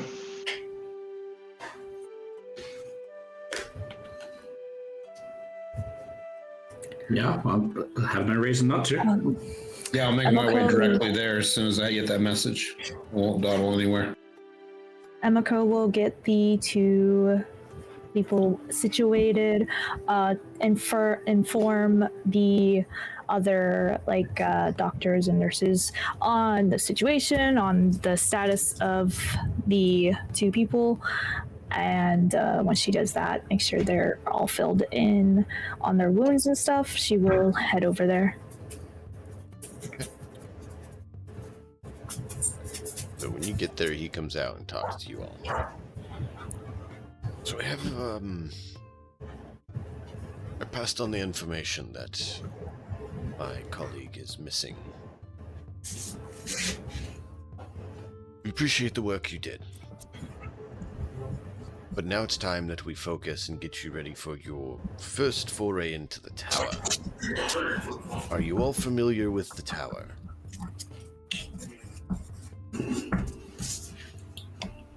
I know.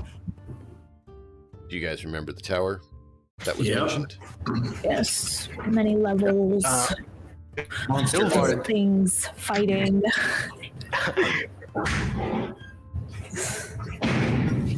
Bilvard kind of looks around. He's like, question. Here's his hand. He's like, waiting. Excuse me. Yes. Not sure tower. Never here tower. This I have not here. Okay. Well, you are being reassigned to our group as your master's missing. So welcome aboard.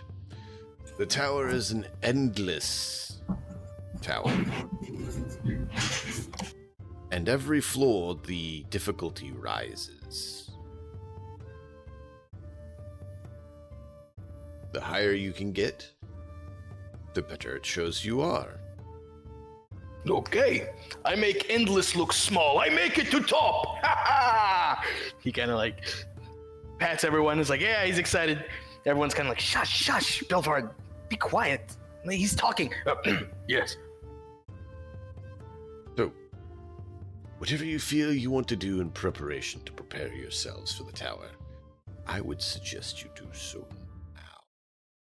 As very, very soon I will call you to go and begin your entrance and see how far you can make it. So, we are not going after your colleagues, our colleagues, people missing? With the demon sect that is involved, we feel that it is probably best to let some more senior members deal with that. So yes, they are. We just do not wish to endanger our students who have not yet attained a certain level of potency required to deal with these foul creatures. Basically, we are students that just got here. That is above our pay grade. Oh, Emiko. Your brother says he'll be back later. And he'll check in on you. She'll just bow, just like. And then, since we're going into the tower later, she will leave. Okay. Yeah, so basically this is If she... You all have been notified that you will be going into the tower. Where do you want to go? What do you want to do? How do you want to prepare?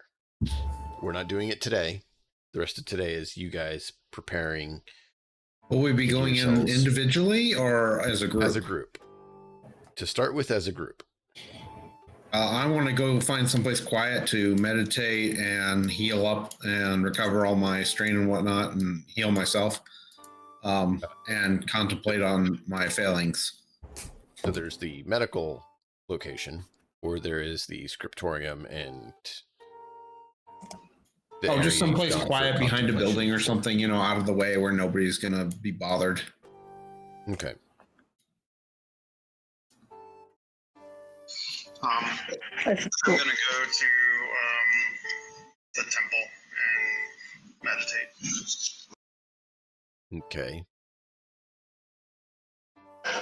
I feel like 47 kind of approaches the professor kind of as respectfully as he can, but with his, lack of real experience, kind of comes off a bit brash. The tower's great and all, but your people are missing. There's a demon caravan in your very woods. I feel like, is this really the best use of our time right now? Have you even checked? I think Bilvard also kind of comes up. What do you mean a demon caravan in the woods? Have you not sent any there's tracks, there's trails, there's the guy in the woods, the guy, he's very bad at explaining it. I kind of think that maybe the guy's there. He's kind of like vaguely trying to explain what he saw. Very poorly, I would assume. A bit frantic. There's a guy in the woods, we'll go check it out. We've sent people in all the cardinal directions on the paths that could be taken with captives, and we are seeking them. She says so. Kind of shrugs unsatisfied and kind of walks off a bit to go sit not far from the pagoda. Senior instructor and senior students have been sent out each gate of the city. South, west, and east to look for them. If there's any sign that is found, they're to report back and we'll send additional assets there to look for them. But we do not think that starting students are going to be able to face off and hold their own against such foes. Yet.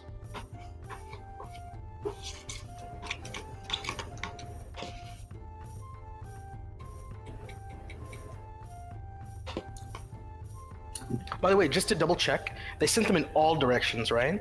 But no one mentioned that they're specifically going east. Like, hey, we have a hint. So it'd probably be... No. Oh, so Heather, it might be a good time to mention, hey, real quick, I actually have a tip on that. Maybe, because we know, nobody knows except for you that they are definitely going to the east. Send everyone there. As junior as you think you are, I think I know a bit more than you do. When I tell you, like, you think you ought to go east.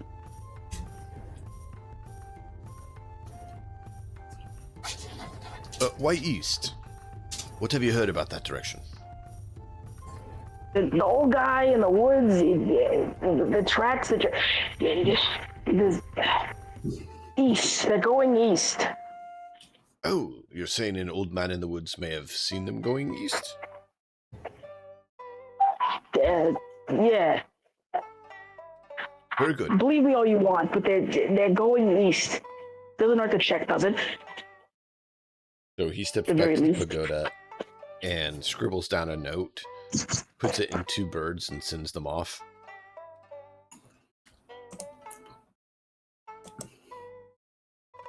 We'll redirect that direction. Thank you. We had not heard exactly which direction they had gone. Mm-hmm.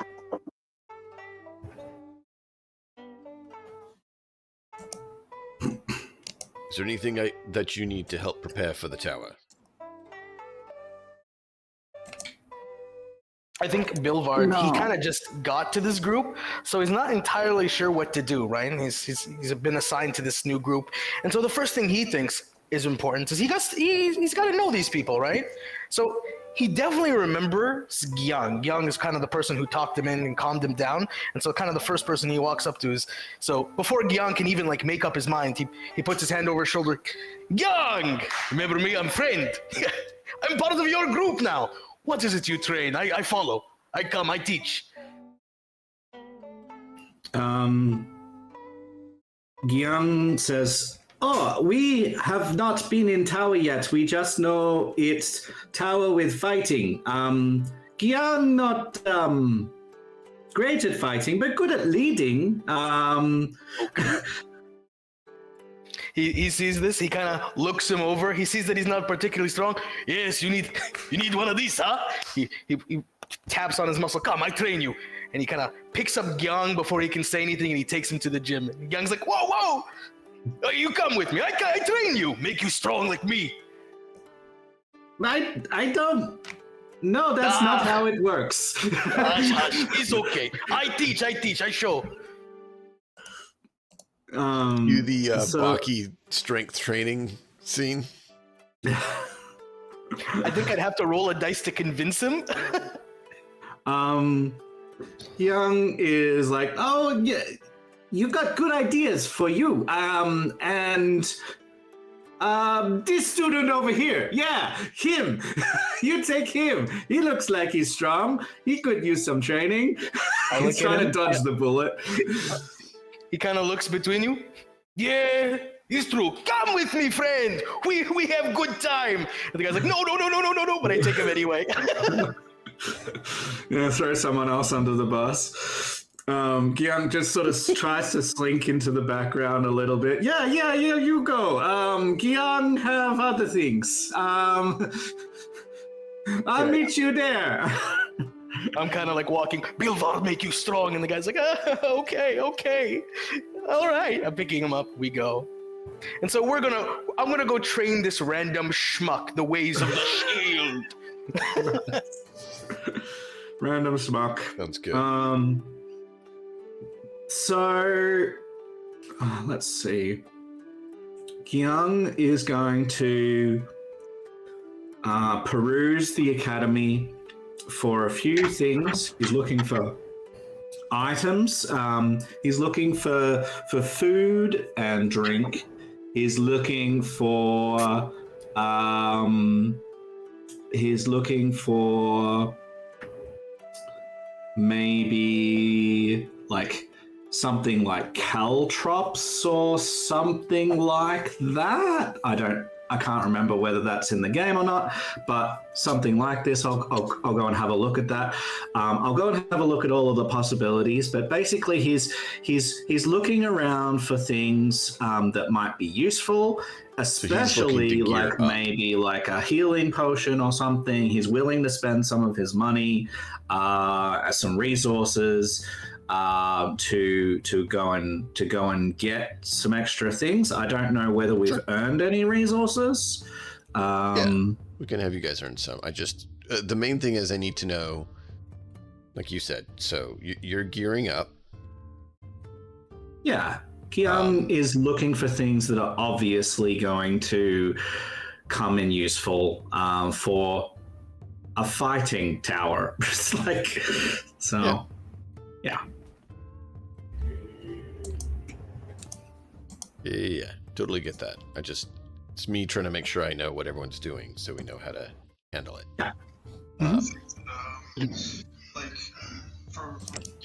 So I'm going to move you over here for that reason. As your mic's going a bit strange, buddy. There you go. This is probably better. I'm sorry. I keep forgetting that this is where the mic is. So from Galway's standpoint, because he's like the defender protector, he would probably want something that is going to help his not hardiness, like his ability to take damage, or his ability to withstand attack.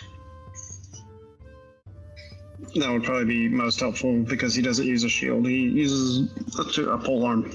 I don't know if there's like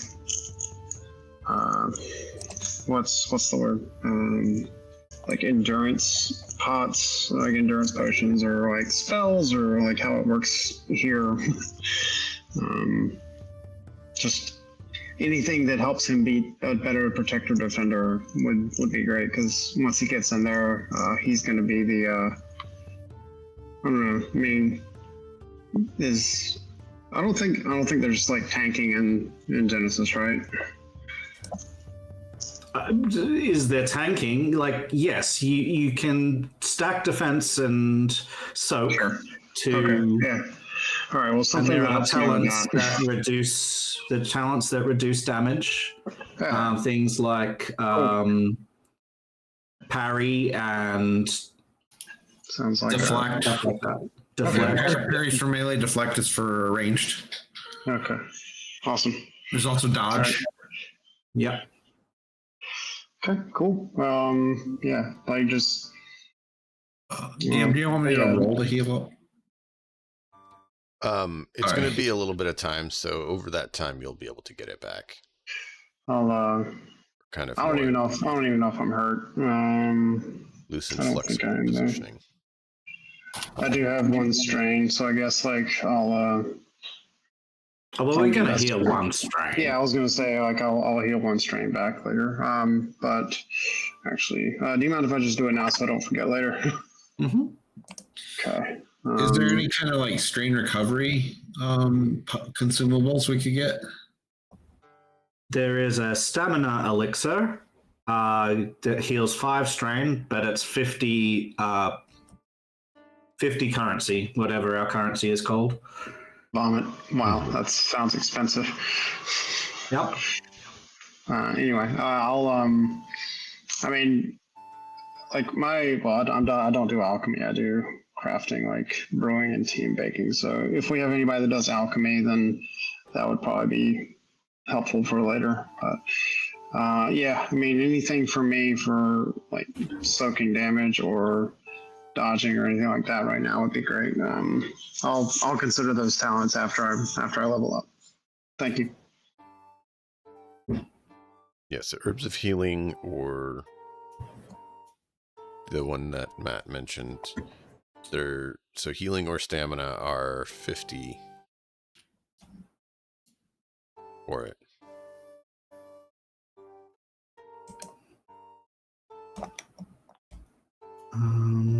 potion of healing is 25. The herbs of healing is for medicine, for getting extra successes and advantages, and that's 50. But we can't. I don't think even in the academy that herbs of healing would be around because it's rarity 6. Okay. You could potentially allow it, but things above 4. I didn't see that. Okay, I see it now. Are a little less common. What is the rarity levels? I see 1 through 7, but I'm not seeing what those represent. It goes up to 10, technically. So it's 1 through to 10.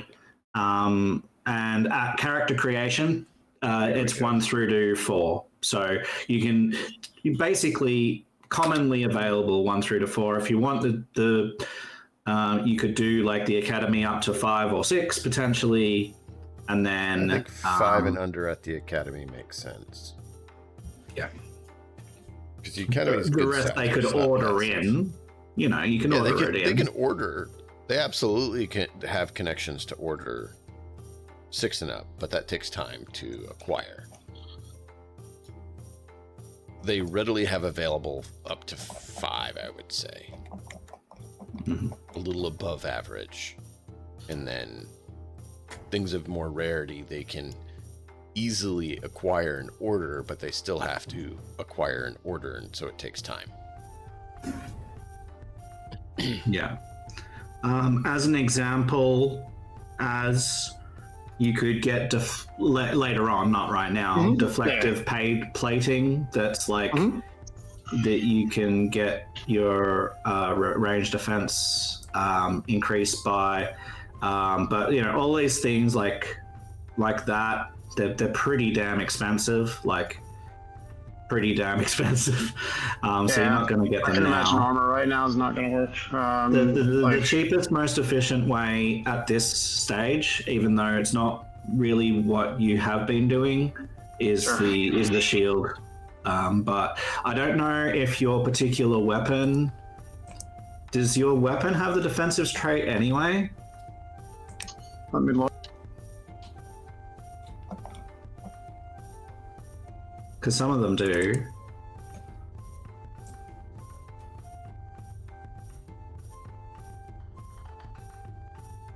What did you say it was? A halberd? It's a naginata. It says defensive 1 pierce. Defensive 1 pierce 3. Yeah, so defensive 1 already gives you a defense. Is that on top of the 2 melee defense I already have? So is it 3 defense? Well, it depends where they are coming from. Okay. Well, the melee defense is 2 and the range defense is 1. So with my naginata's defense, is that 2 ranged or 3 melee or the other way around? Well, it depends where your defense is coming from. All right. Defensive on melee weapons does not affect your range defense, though. Oh, all right.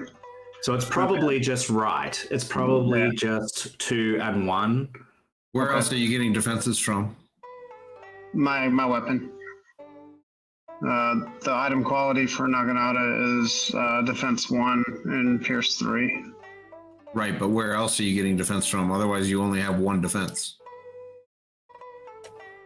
I don't know. Wild robes. Okay. Yeah. The robes give 1 defense. The robes have 1 defense, so I guess it is melee 2, like literally 2, because I'm getting the 1 defense from the Naginata and 1 defense from the armor. Correct. There you go. And then like the 1 defense from range is the tiled robes. Yep. Correct. Okay. All right. No worries. Thanks. And then you have a soak of 4. Yep. Yeah, that's pretty good, man. I'd be happy with that. You get 1 soak from your robes and 3 from your brawn. Yeah. Yeah, bear gets free soak. It's not the fact that I'm a bear. I get it. I'm just messing around. Yep. Anyway.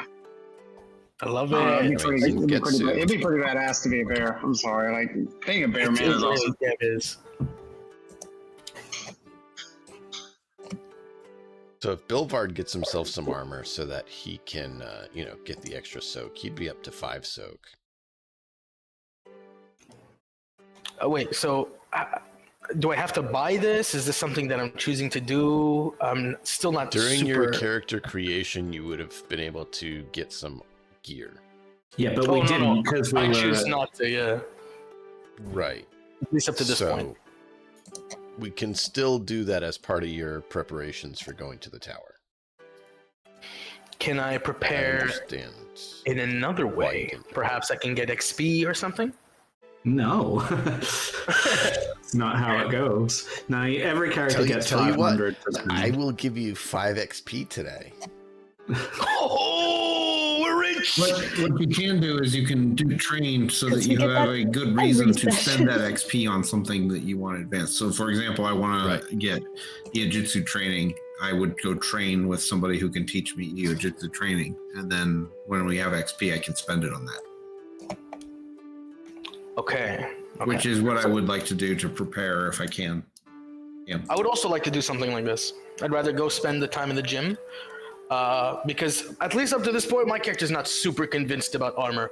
I don't need armor when my skin is good enough. Like, he thinks armor is a silly thing right now. He thinks that the strongest way to get better is, make bigger muscle.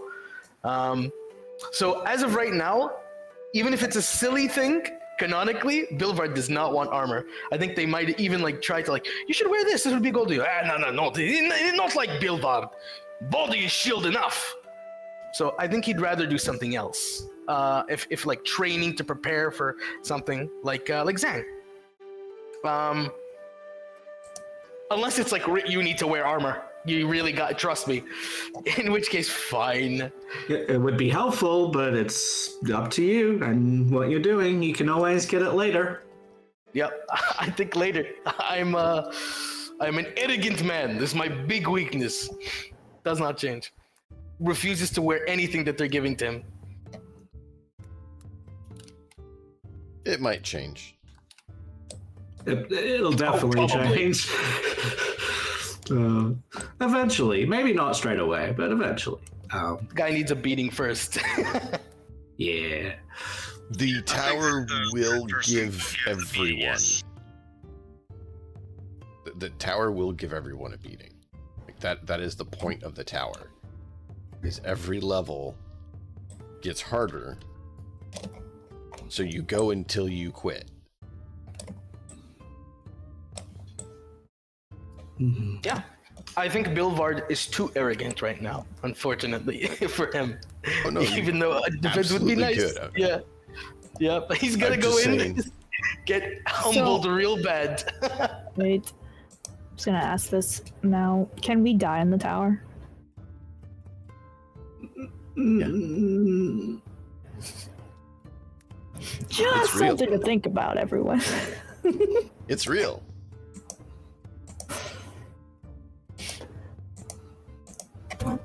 All or nothing! Yeah, so it's one of the things with Genesys is that sometimes we need XP to get the things that we need, or sometimes we need money to get the things that we need, or sometimes we need there's always. What do we get by going into the tower? Was that ever explained? Ranks of basically there's a tower rank as part of your schooling, and it says how good you are. So it's clout. Okay, is that it? Just clout, or do we get any other and whatever from whatever is in there? Yeah. Okay. So think of the holodeck for Star Trek, but without the safety features installed.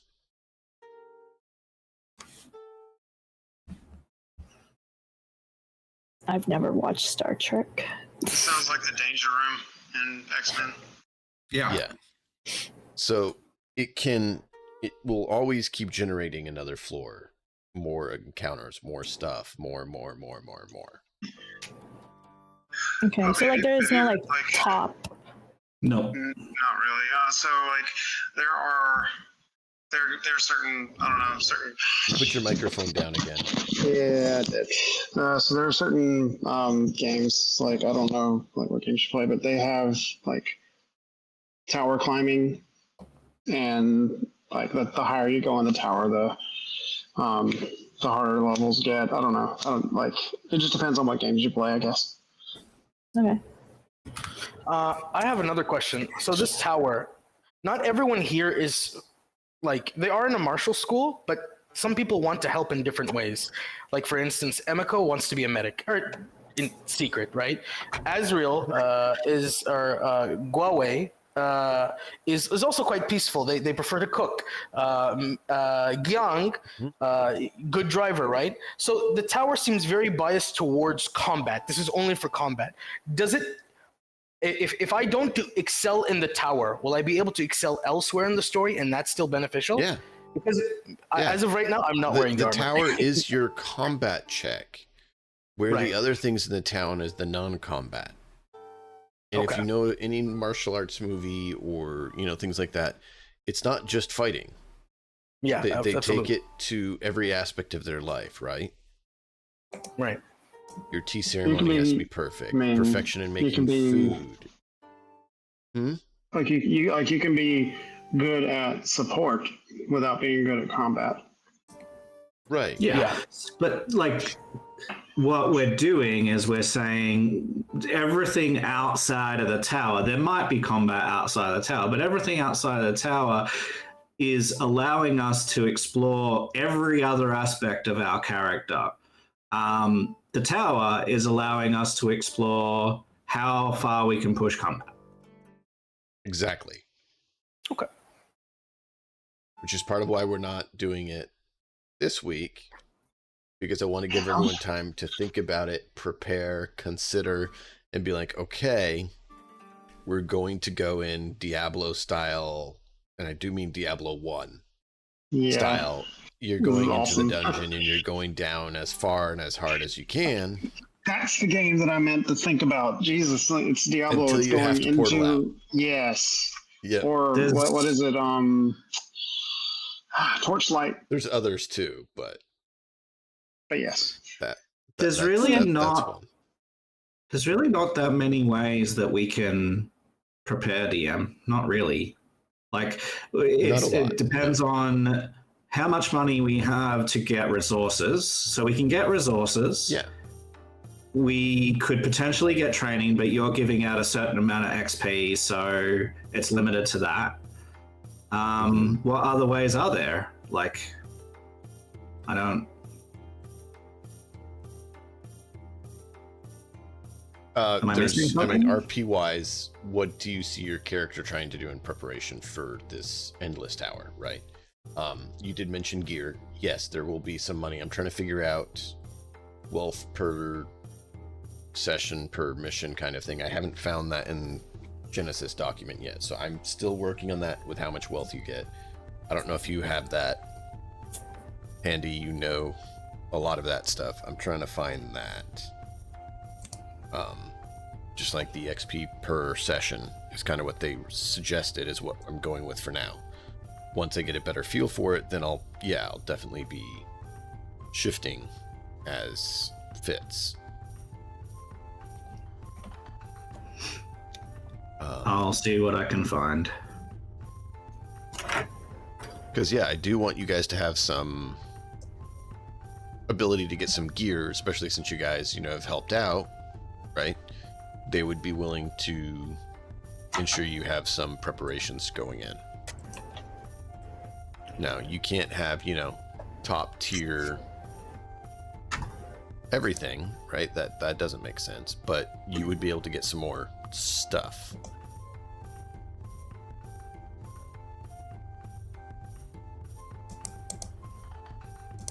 Can I ask a quick question? Yeah. For me specifically, would there be like a specific skill I could work on or upgrade that would kind of increase, like, instead of my stats, sumo specifically? Because my main combat currently is the dog. Instead of me, I'm not very good fighting. My main combat is sumo. There's talents you can take that boost his capabilities. The actual characteristics, no. The only characteristics I could really see him improving much of would probably be brawn and agility. Yeah, but that's locked to your rank in Animal Companion. So you have to get ranks in Animal Companion to get that. Yeah.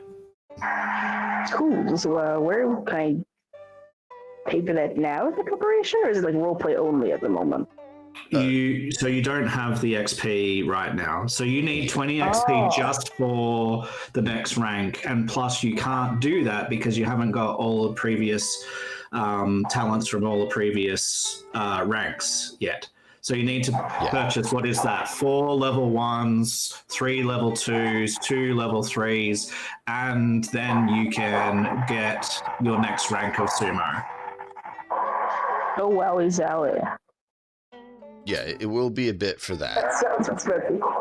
Okie dokie. But there are other talents and stuff you can take to boost your and companion kind of capability stuff without just buffing him directly. But yeah, it's going to be a bit before you can directly buff him like that. Okie dokie. Right, so just to double check, what gameplay wise, so like mechanically speaking, are we able to do right now? Because we can all say, oh, I roleplay to, like, I go to the gym and I'm bam, bam, bam, bam, I'm punching. But ultimately, we need to actually prepare with actual stat stuff, right? Like, or buy things or blah, blah, blah. What are our options? You can look at your talents if you have XP to spend and decide what you're doing. Okay. You can, easy dog. You can buy gear, which I'm trying to get how much wealth you have for that. Because I'm not. You didn't spend your startup stuff, so we have that. I have 10 XP available. Okay. Yep. And then we're getting our wealth. Okay. Yeah, in a minute. Right. Yeah. He's working on it. I'm working on it, trying to find it.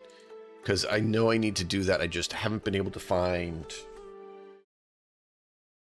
any good suggestion on that. And I'm like, I don't want to overdo it, because then if you have everything, then what's the point, right? What's the point? Yeah. But you also don't want to have none. Ooh, ow, that's really bright. Yeah. I think I definitely want to see the options first, and then we can decide what to do from there. But think about what kind of... That's why I said, like, RP-wise, right? What kind of gear, what kind of things would your character be doing at this time to prepare for the tower?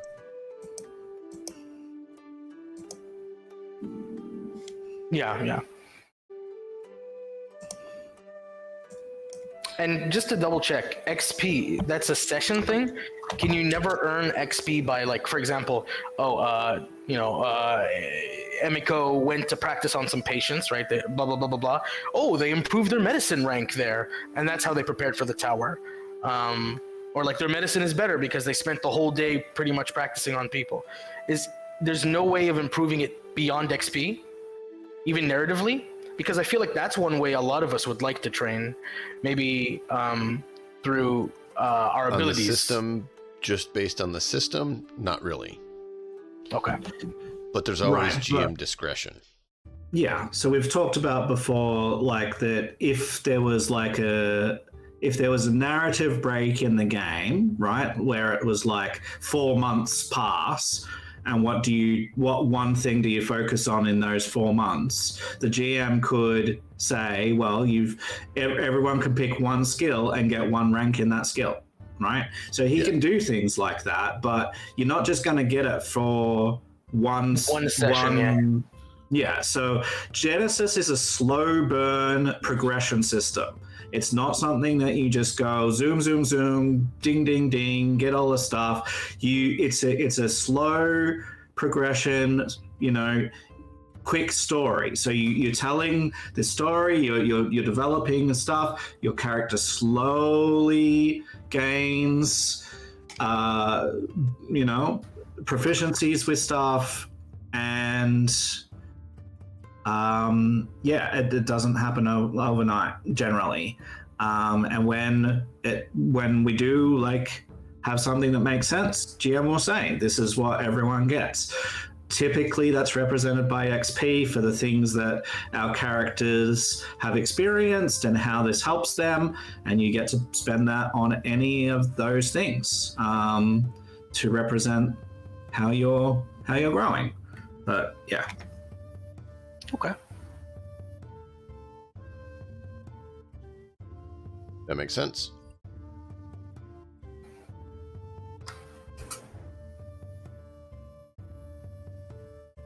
Well said, Matt. Thank you. That was very well said. Were we canonically given? Sorry.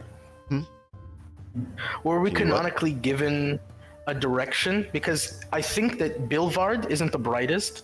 So if they're just prepare however you like, I don't think he would buy anything, even if it's silly. I think Bilvard would canonically think, "Oh yeah, I can.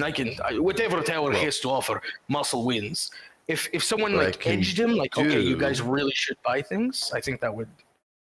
Is what we can do is we can say that is how Balvard is, but say Gyang knows he's that way, and so Gyang gets Bilvard's money so that he can go and get it, so that it still fits within the RP, but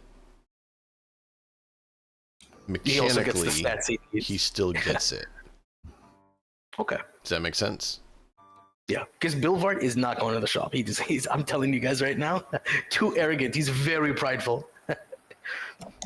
He'll brush it off.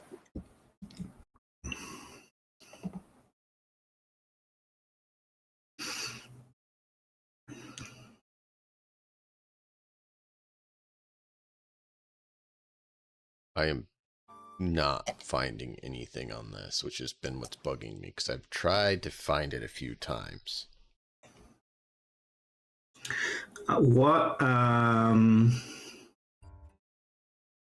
There isn't a table. It's designed to be flexible. What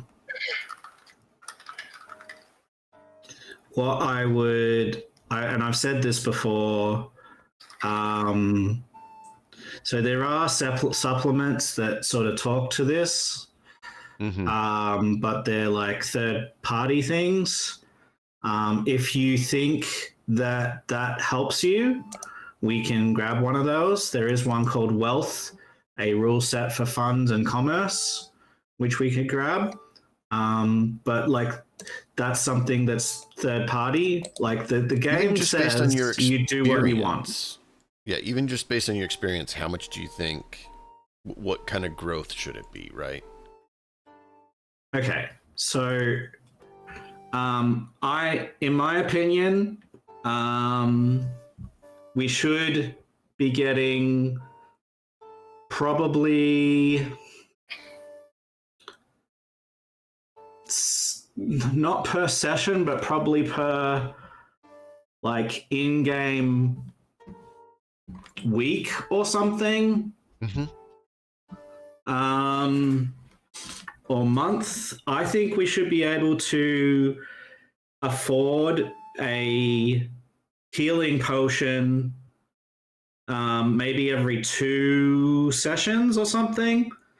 So it'd be something like 15 currency per session ish. That gives us per person. And that gives us the ability to buy a healing potion every 2 sessions and then or save it. I think that's even potentially aiming too low. We'll go with I'll go with that for now. And then if you feel it's too low, feel free to talk to me about it, Matt. Can you do that? I feel like canonically they are going to the tower right now where they can potentially die. I feel like for their first paycheck, they're like, guys, you'll need to prepare. Here's some. I don't think they'd give them just enough for a healing potion to go to a tower where they can potentially die in their first session. What is starting wealth? Is that 50? 500. 500 you get. But that's like what you've accumulated over your life. Yeah, no. So it makes sense that by now about you'd have 50 additional. That's what I was trying to think. Oh yeah, absolutely it would. So Oh, yeah, I went easily. ahead and dropped. I dropped 50 on everyone. We're rich. Except for the 2 people who didn't buy starting gear, from what I can see. Oh yeah. Well, one of those I only joined last time and we didn't have time to fully finish. I'm not faulting it at all. I totally get that, Matt. That's why I'm putting the money there now, so that we have it and we can deal with it to get the party geared up. So that was me saying I'm making sure that is not taken. I'm gonna go grab this PDF because it's $1, and then you can have a basis.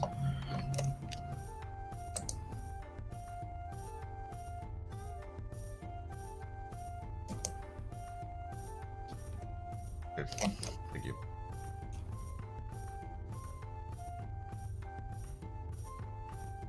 Sure. If you feel it would be useful, I don't mind checking it out. I'm trying to do the right thing for everyone, right? So, they had, where was that?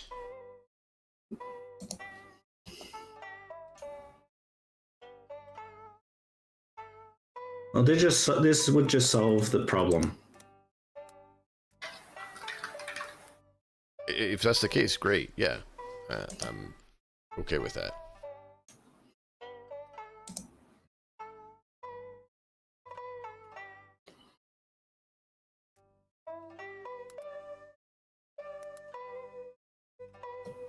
Okay.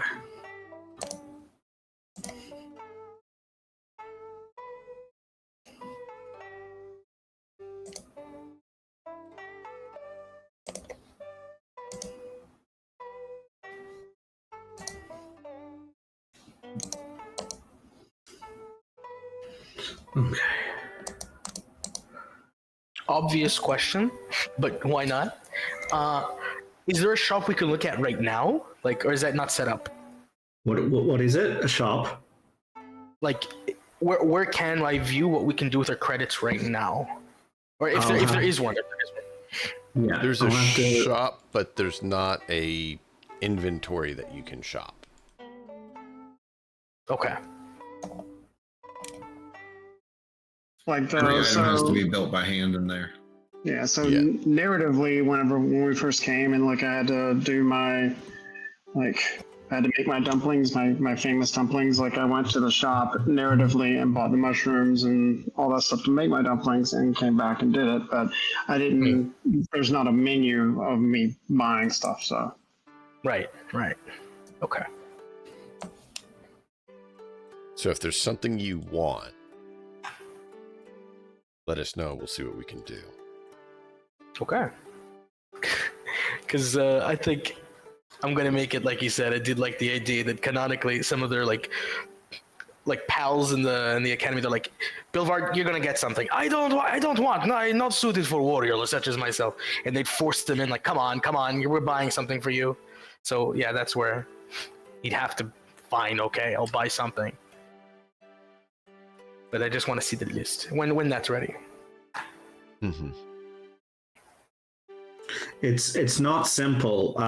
There's multiple PDFs for it, so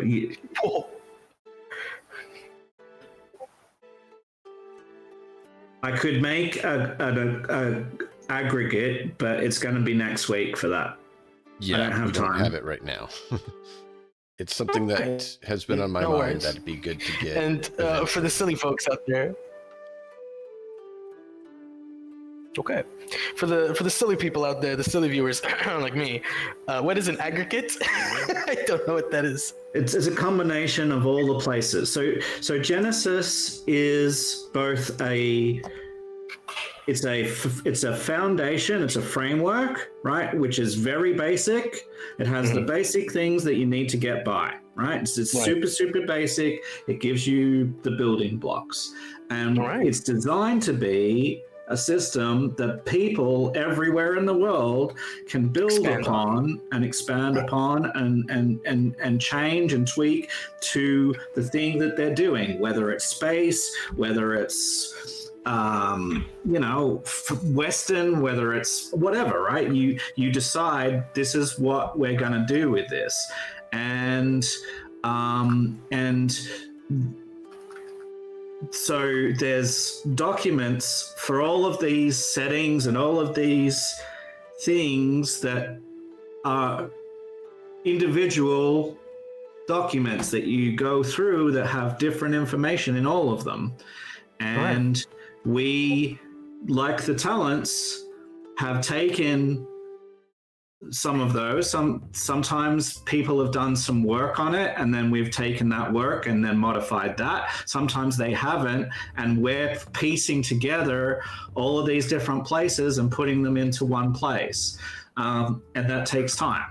So that's what we have when it comes to items. Like I have, I think, 5 different documents with items that I would have to put together. And yeah, like that's not huge, but it's also not exhaustive. Like you're not going to get everything everywhere. You're just going to get an idea. And the idea is loose and foundational, not like expansive. We're not making an entire economy here. We're just giving you an approximation. A more discrete So that's why definition it's, of aggregate or example of aggregate would be if you take all the sales numbers from, say, Target and you combine them with the sales numbers for Kmart, that would be aggregated data. yeah, it's a combination of. But if basically if there's something you want, you let us know, and we will make sure we get something built to be that sort of a thing, right? Unless you want something ridiculous. Right. Yeah, I like that. If you want a jetpack and a laser gun, I'm going to tell you you're in the wrong game. Damn it! You took the words out Wait of my till we mouth. play Star Wars for that. I'll be there.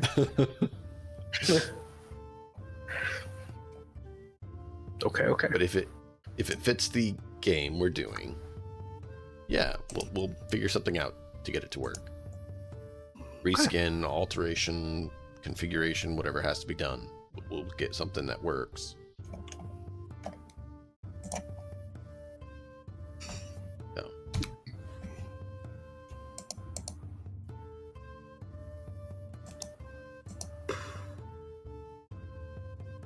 But yeah, that's why I wanted to make sure we had time to try to, give you guys a chance to resolve that, because going into the tower is going to be a grinder, right?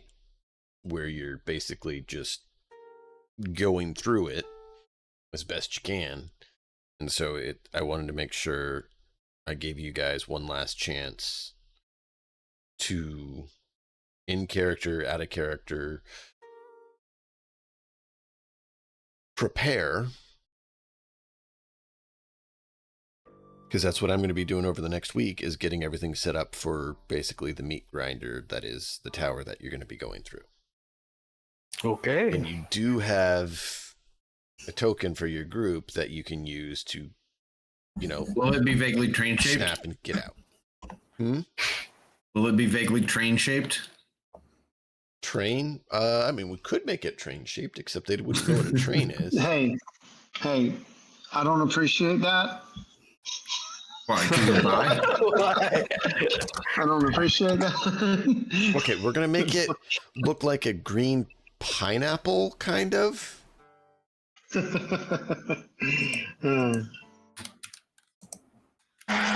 I'll have you know my grandmother was killed by a green pineapple, you monster. Oh my gosh. I didn't know.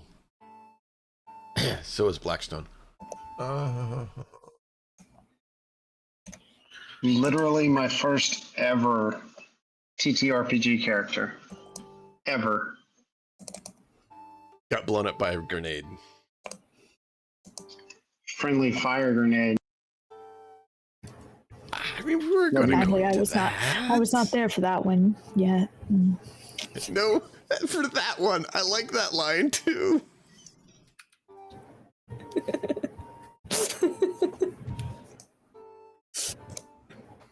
That wasn't even intentional. Mm-hmm. Yeah. Only by accident. I was there for the second one, though. For those of you, that was not friendly viewers who fire, may but have it was a missed grenade. In Cyberpunk, our dear friend Azrael here has lost 2 characters. Nobody else has lost a character. I have. No, you're the DM. You lose lots of characters. You don't count. It doesn't invalidate a statement. He doesn't count. I have lost characters in Pathfinder though.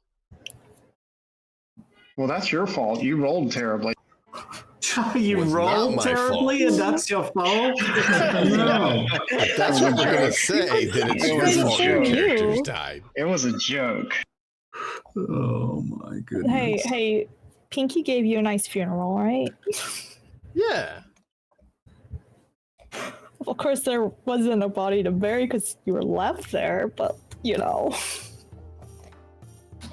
Well, there's a body. Well, it blew up, so I don't think there's anything left. There's lots of a body. There's atoms left. What kind of gear do you guys want is useful to know so we can make sure we get it built and put in there? I mean, if there's like a way, like, I mean, does a priest like? So I'm in like tiled robes. Like, would I like? Is there like another level of? You can get better armor, or you can use the hard points on the armor and improve your armor. Yeah, something like that. I mean, that would be super. I just If you look don't know at the how to do item, that. there's hard points. Oh, shit. Let me look. And then you can add mods based on how many hard points they point. Some will increase. You can like add a mod to increase your brawn by 1, but Where's where are the hard points? it should be on the gear. 1 second here. I mean, I see. Oh, okay. I see the edit item, and then like. No, it should be on the stat line of the gear. In your inventory. I don't see it listed there. I don't either. I see item qualities and I see encumbrance, price, and rarity. Do you have it on yours? I don't see it There on yours was a either. question. I know it's in here. Saw it in the Yeah, hard rules. points. If I'm looking at my armor in my inventory on the second tab, hard points is 2 for my armor. Oh, HP. Hard points. Oh, too. okay, yeah, all right. Okay. Okay, yeah. I Then didn't yes, think of HP being hard points. That makes I sense. didn't either. See, look at that. Now we're all learning. Okay. Yeah, all right. Cool. But yeah, Gyang is buying stuff at the store and prep to go up the tower. Bilvard is working out. 47 is doing what? Imiko's doing what? Emiko is gonna go to the library. Okay. And do some research on the chant that she heard the other night.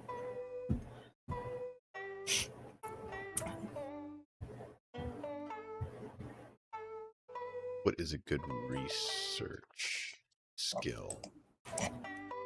Depends on the knowledge And skill she's using. You just roll the knowledge research skill. on some of the markings that she saw on the people. The skill would be the knowledge skills. Society and culture. Let's have you go for that. Or no, forbidden in spirit. Forbidden in spirit. For Yeah, Forbidden sounds spirit. Okay. Ow. Just normal difficulty. Yep.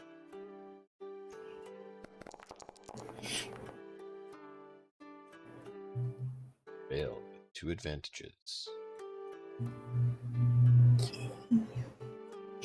You didn't figure it out. But you get some lead towards it. You've ruled out a number of the demon sects, but you haven't found the one that it's part of. But like I've narrowed it. Maybe I narrowed it down to like a few that potentially could be them. All right. Just don't know which one. I have a pitch for you, DM, in regards to money. It's not necessarily yeah. So what I see a number of people doing is basing, because Genesys is a narrative-based system, basing it around level of quest completed. And they basically say there are 3 levels of quest: minor quest, average quest, hard quest, right? Mm-hmm. So like going and hunting the dragon, that's a hard quest. A minor quest might be maybe go and help these villagers and find out what happened, stuff like that. Given like completion of whatever you decide those are, they then say that an average quest, whatever you decide that is, which should be a significant amount of sessions, should be about the same amount as starting, so 500. A minor quest might be 250 and a hard quest might be 750. Okay. And this way you have like a thereabouts, and then if you want to boil it down to sessions or whatever, you could say, or in-game days, weeks, whatever, on top of completion, you could say 5 a week or 5 a day or whatever you want, depending on how long you want to go. And then when we've completed something, then we get a big amount, but that doesn't happen very often. Is it? So you said it's 500 per mission. Is that 500 per person per mission, or 500 for the group per mission? I just want to verify that, and I really appreciate that. That helps. So it should be a significant mission. Mm-hmm. And it should be per person. So what this would look like essentially, if you average this out, right, you could do something like 5 to 10 sessions is 500 gold, which means that it's, what's that, 25 to 50 coins or 25 to 50 a session or so. You could take it down to 20 if you want to slightly, or 15 or 20 or whatever, to make it a little bit less if you want to just avoid maybe getting too much power too quickly and these sorts of things. And we also, we're not a group that's going to be like, oh, well, now you have to sort out how much it's cost you out of these to live, right? So that's economy that we're talking about. So the people that do these calculations typically say, well, I'm going to give you this, but then you have to take out whatever your day-to-day living is. We're not wanting to do that. So I think, where I was pitching earlier after reading through those things is probably about right. Somewhere between 10 and 20 coins or whatever we're calling it per session each. Yeah. Then I have adjusted everyone's currency based on new data. Yeah. So you should be able to get some health items if you want. Like they're talking about the healing and stamina potions. Those things are available. This is the academy, so like I said, anything below 5 rarity should be available. Basic gear for any sort of situation would be available. Stamina elixir is now in the gear list. I just entered it. Now there are other poisons and stuff. I don't know if that's something you're going to be wanting, Puppytron. Yeah, I was just about to ask. Can I go, since I'm like in the alchemy class? Can I go there and try to make some? Later on, yes. As of right now, since it's going to be soon that you'll be doing it, you wouldn't have time to really get in there and prepare it. But that is something going forward you can look into doing. You would need to get the alchemist kit. Okay. So the way mechanically poison works is that the person that you poison has to make a hard resilience check as an incidental, and that means it doesn't take any action. They do it for free, basically. And if they fail, then they suffer 4 wounds. That's not reduced by soak, plus an additional strain per every threat that they roll on the test. Yeah. And then if a what's the opposite of triumph? Despair. Yeah. Despair. You could use that to trigger a critical injury, or have to make the check again. It's up to the DM. Poison costs 200 currency. Yeah, one poison is 200 currency. Ow. There's also smoke bomb vial that only costs 25. Yeah. There's acid flask for 200. There's a speed potion, bottle of courage 25, health elixir 25, invisibility potion for 1,000. Potions and stuff. And remember that these are just, they're not going to necessarily make sense. We just have to say, well, that's what it is. That's what it is. Also, so Emiko hasn't started like her alchemy class yet.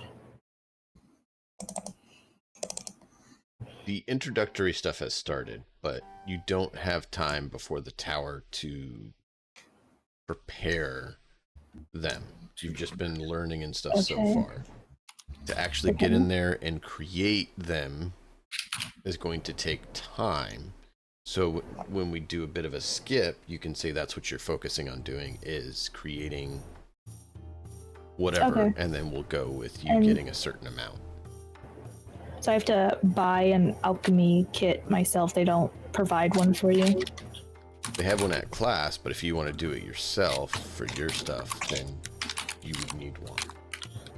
Okay. So if you're mixing it in front of your teacher, sure, you can do it in class. If you don't want your teacher knowing what you're doing, then you need your own. Okay. Yeah. Gotcha. 600 to get the alchemist lab. 600. Wow. But the kit is 300. So kit versus lab. So the lab is like a room. The kit is something you can carry around with you. Okay.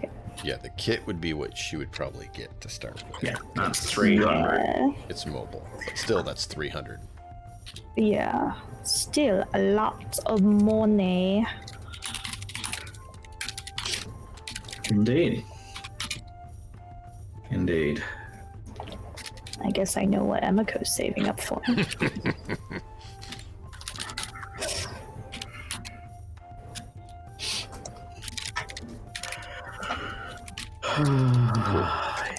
So we got that clarified. But yeah,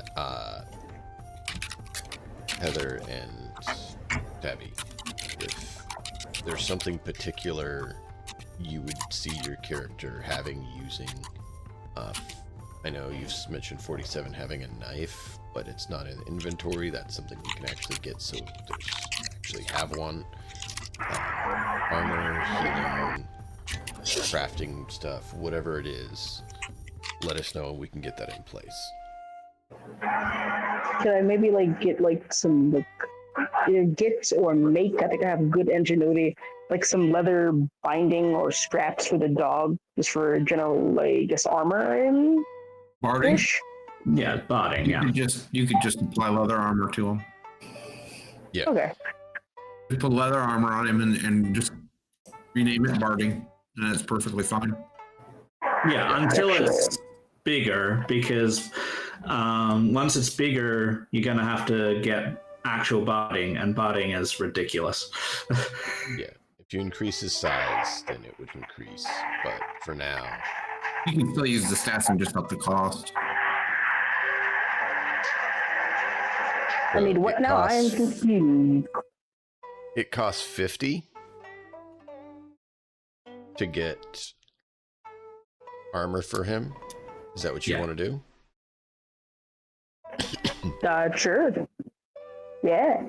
Yes. So I don't think 47, like the actual character, is very combat equipped. I kind of choose that side for the dog, and then like the more like seething is for the actual human being.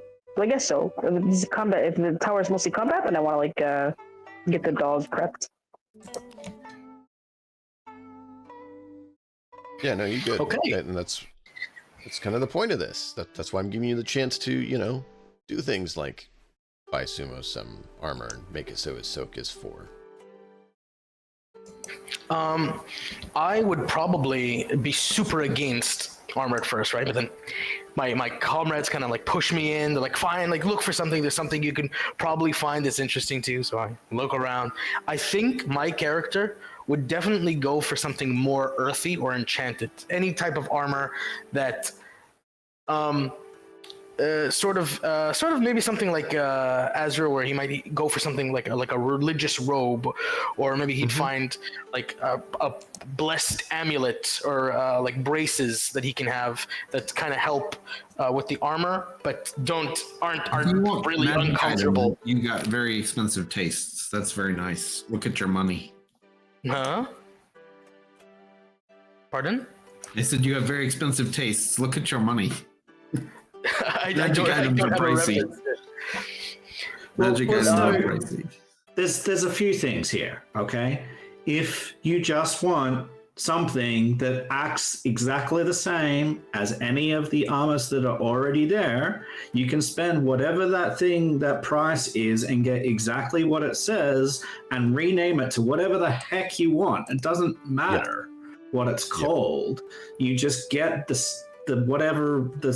things on it that there are on it. You can call it whatever. It doesn't. Yeah. As long as the stats are the same, so I can get like whatever. Yeah. So I'd probably get something. I'd probably get some armor. I think I'm going to be in the front lines pretty often, and durability is something that's going to like my physique is very important. I need to be able to tank hits for people.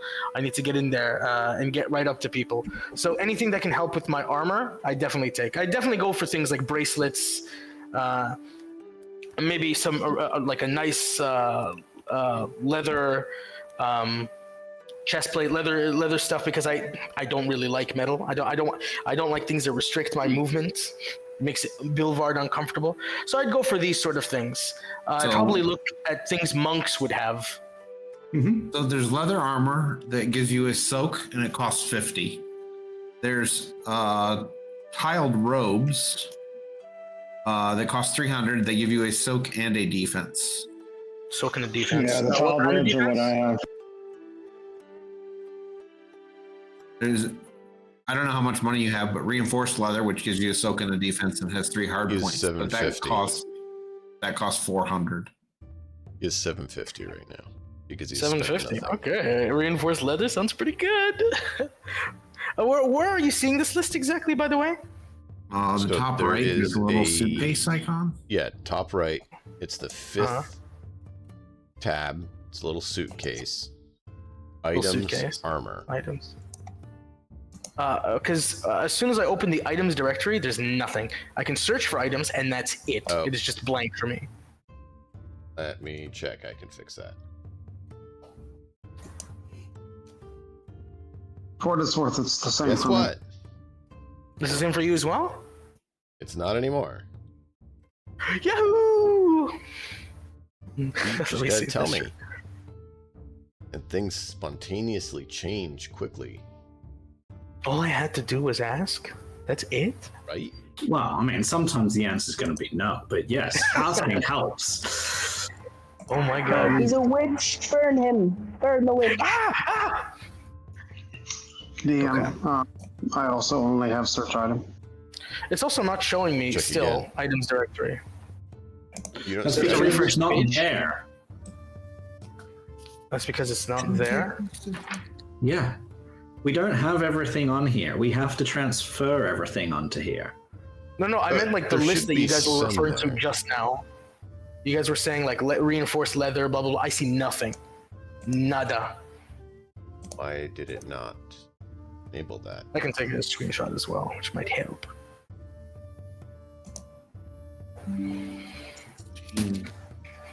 Well, pow. This is what I see. Nada. Nothing.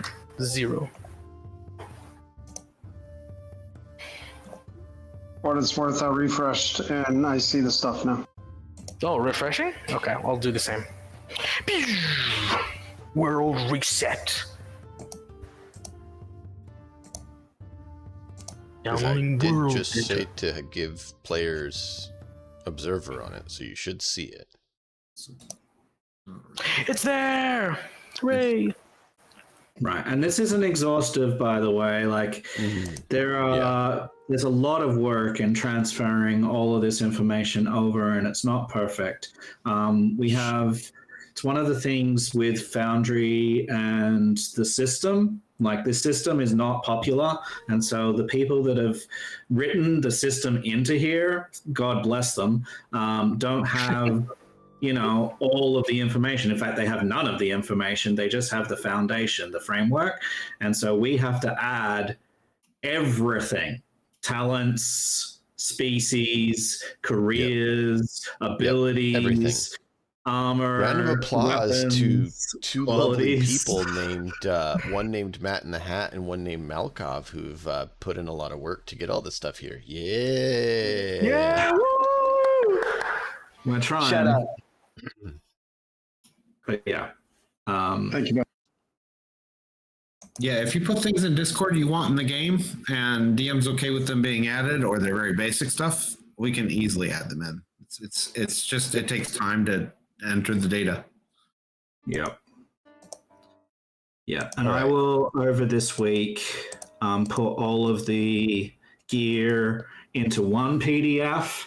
It may not be organized very well. I'll just copy and paste all of the tables, and you'll just have to scroll through. But that will give you at least some kind of combination. And again, it's still not going to be everything, because it's too hard to look at every single document. And Oh yeah. yeah, it's Of course. We will not have an exhaustive list. it'll be close. It'll be I close. mean, we can homebrew stuff too and add to these lists. Exactly. Of course, yeah. That's part of why Well, it add can't what be we need. exhaustive lists.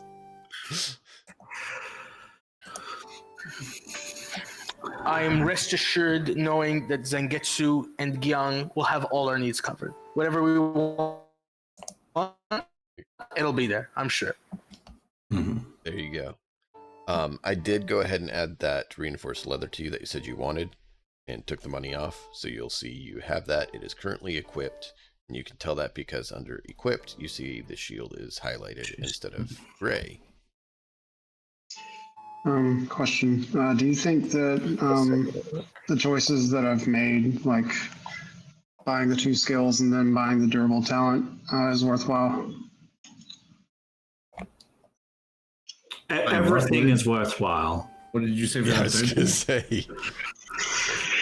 So the talent that I bought is durable. The passive. Yeah, very good. And then I took my heavy melee from 1 to 2, and then I took my discipline from 0 to 1. Yeah. Nice. Okay. So that's my tower prep. I'm ready to go whenever we're ready.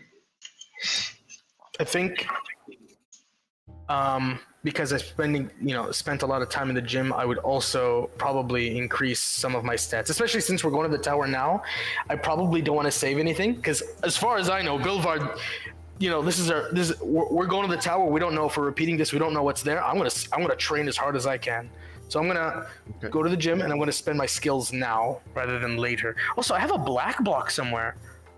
Reinforced leather armor 1 sector. Oh, that does something to my stealth? What does that mean? It's a setback. Yeah, so when you're trying to stealth, that gives you a setback. Because, it impedes you for your stealth. Oh, Bilvard wasn't much of a stealth. You can't move. I was going to say, we know how much you stealth around. Hey, guys! Yeah, that's stealthing. Yeah. I'm quiet. Yeah, he's sneaky now. Somebody like Yumeko is not going to be wearing reinforced leather. No. Yeah. I think I'll also spend some of my skills now. I have 1 career skill in cool, and it's rank 0. I'd like to improve my cool. I think kind of my experience with the demon attack, and I made it out. I'm alive. I'm okay. It kind of reassures me. I kind of use this to motivate me. I'm okay. Yeah. Things will be okay. I figured it out. So I'll spend 1 of my skill points there. Yes, it's class skill, so that's 5 points. 5 only. Yep. I just did that now, and then I have 5 more. There's a little arrow. You click it to the left, it'll auto spend. Yeah, it's so convenient. Love it. Mm-hmm. And the nice thing is, if you go down to your XP log, you can actually see the whole thing on there. The whole thing on there? You can see. Oh, your yeah, current, what I the spent full on and spending log. Yeah, what's gone in, what's gone out. It's the resilience. last tab. Just to double check. Would that be related to like tanking a hit? Like, let's say, someone's about to get hit. No. What's resilience? Withstanding extreme heat and extreme cold, holding your breath, resisting poison. Yeah. Okay. Yeah. Who would Not getting poison drunk. someone? Like if you're drinking alcohol, not getting drunk would be resilience. Okay. Then not that. Because alcohol is poison. You heard it here, folks. Oh, that's scientifically speaking. It's true. You hear it? Let's take a look. And then there's the talent list. Tier 1 talents, they're 5 or 10? They're 10, right? They're 5. No, they're 5. They're 5? Okay. 5. 5 per tier, basically. Yep. Mm-hmm. So tier 1's 5, tier 2, 10, tier 3, Yeah. 15, tier 4, 20. Yep. Alright, I'm gonna get myself some healing potions. And yeah, I know this is not the most entertaining, but I knew that you hadn't done it, and I didn't want to throw you guys into the tower without letting you have a chance to deal with this stuff and be ready. Oh, I super appreciate it. Thank you, Dungeon Master, for giving us this opportunity to, prepare. It would have sucked if we didn't. Basic I had handed out money because I hadn't been able to figure that out. So thank you, Matt. I really, really do appreciate it. It's been one of those things that's been racking my mind to try to figure out, and it's not been working. That's good. So, I have things like a pole, a fine cloak, some rations, water skin, a lantern, a rope, a backpack, bedroll. I have extra ammo. I have a heavy jacket for my armor. And a sling. Just to give them a general kind of idea of basic kind of stuff that you can be inspired by to think about. And I'm not going to spend my XP just yet because I'm going to have to wait a session to get 10 so that I can finally get my offensive skill, which I've been waiting to unlock. I spent my XP to increase my discipline. So that's where I failed. Yeah. You know what? I'm going to hand out an extra 5 XP for successfully being good with the academy. I like that idea. So you guys did do a good job out there at the school. We're richer and wiser. I love Exactly. that. Then I will take that down to 0. I am picking this guy called the GM, so people can't argue with me on my game. That's the fun thing. For what it's worth, I put a couple of pictures of what I think the Eastern Asian tile robes look like in the Discord. For those interested. Oh, I'm taking a look. I here. think they look pretty badass. They do. That's the thing. Anything that fits the theme is a viable option.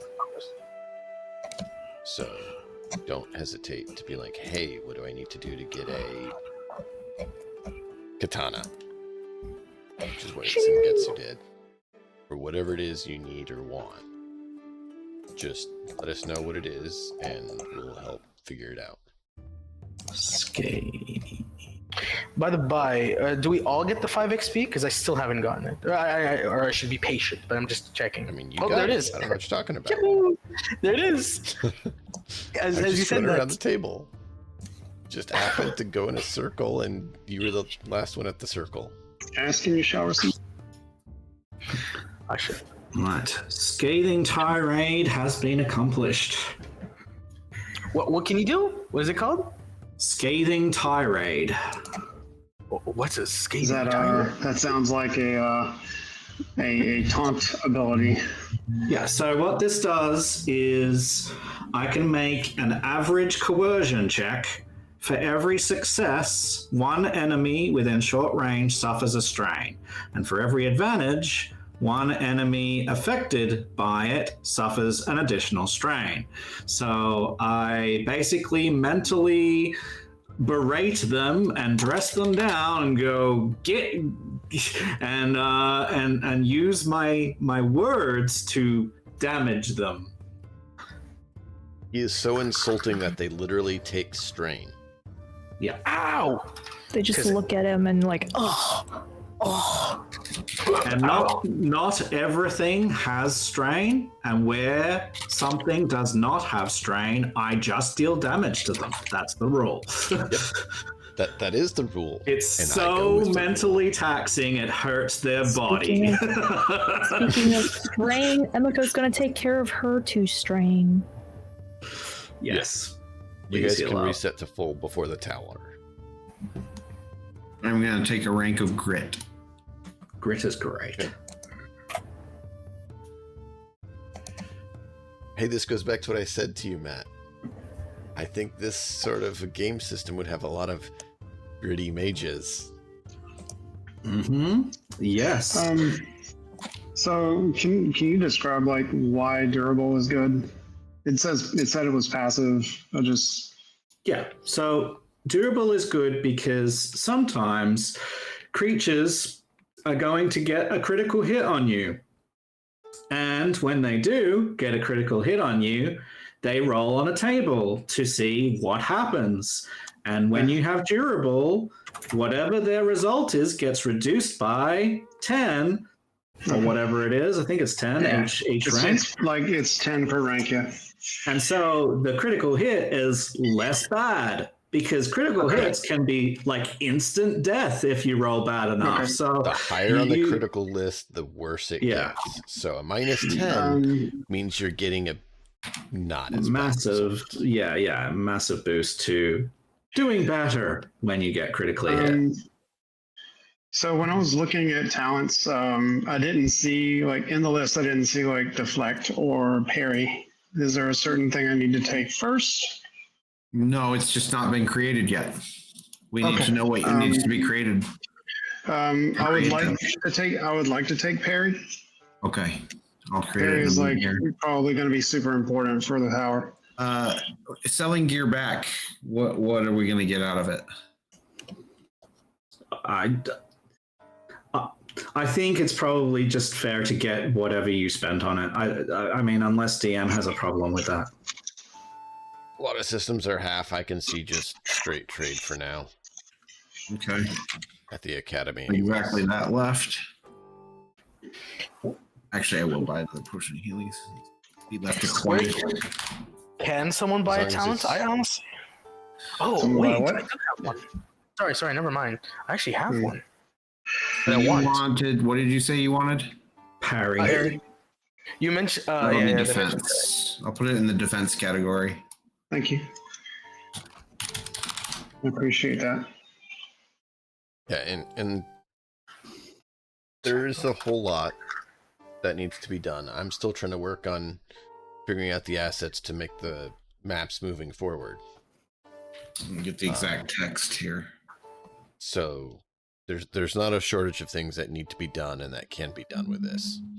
Yeah, and keep in mind the system on Foundry does not automatically do the thing that talents say in most cases. When we give you the talent, it just gets added to your talents. It doesn't actually do anything, and we have to remember it'll say what it does, but it won't just do the thing. You have to manually apply whatever the thing is.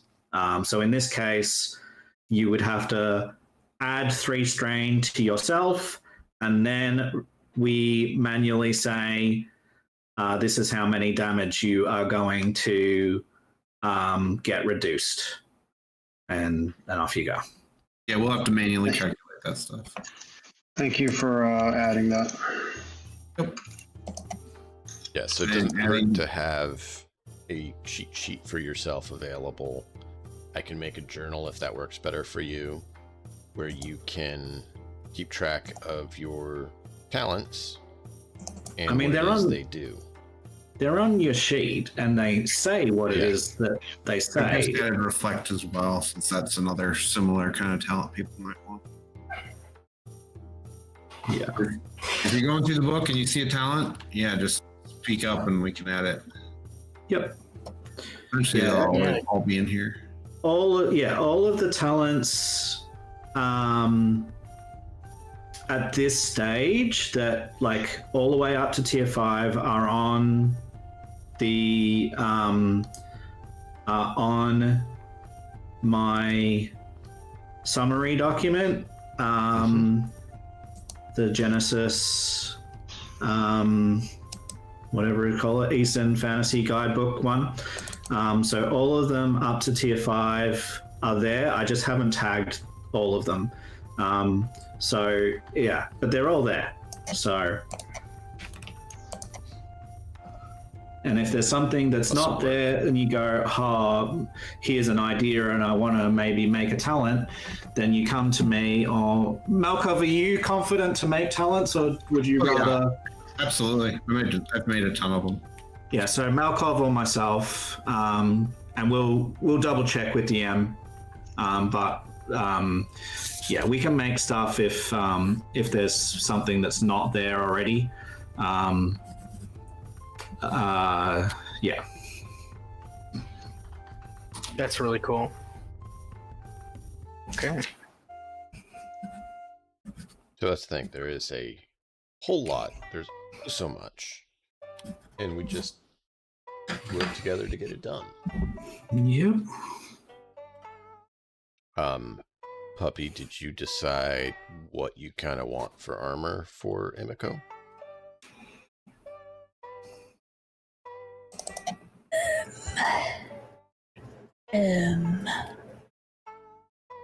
I'm not too familiar with a bunch of armor types. Probably something light that doesn't impinge on your stealth. Yeah, I could definitely see her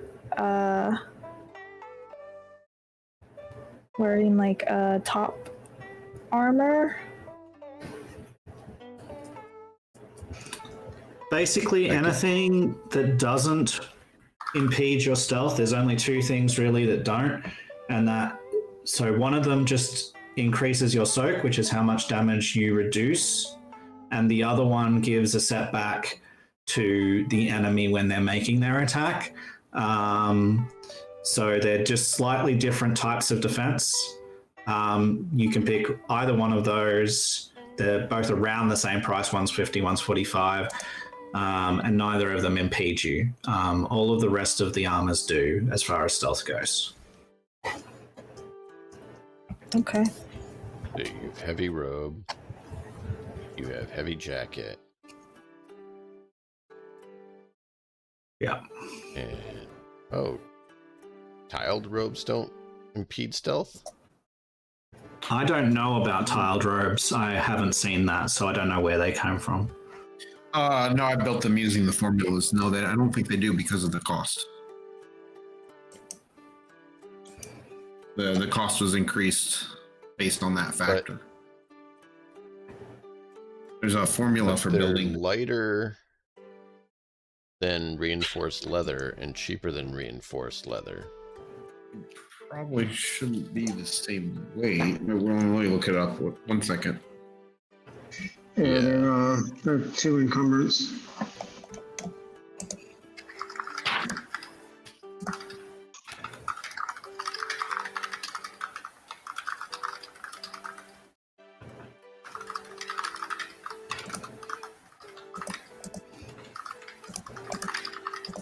I'm thinking it probably should impede stealth based on what I'm seeing.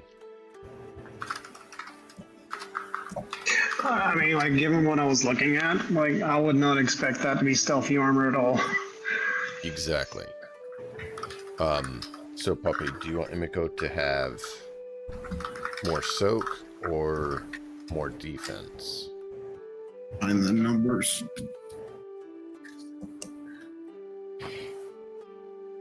And again, for the most part, we don't really need to worry about the name or the theming, right? We just look at the stats and then we can rename it to whatever makes sense canonically for your character. Yep. Yeah. I mean, don't take a robe and then say it's, a chest plate.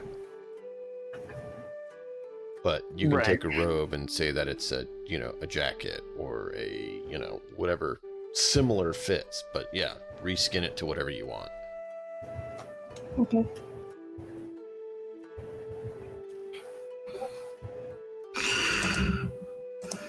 You have a preference, Puppy, if you get soak or defense? I'm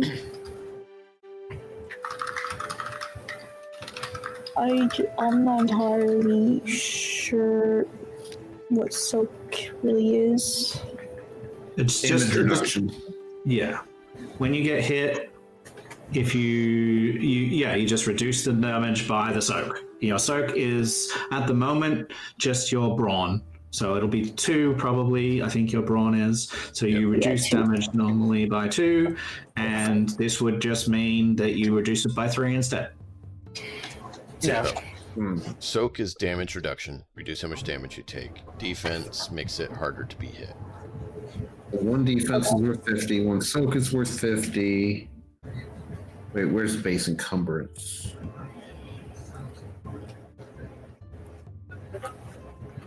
This is something we're able to fine tune throughout the week before the next session as well, right? Like we're able to hey, I thought about it more. I'd like to buy armor.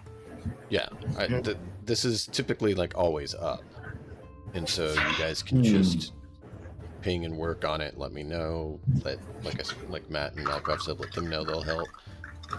It's just a matter of getting it in there.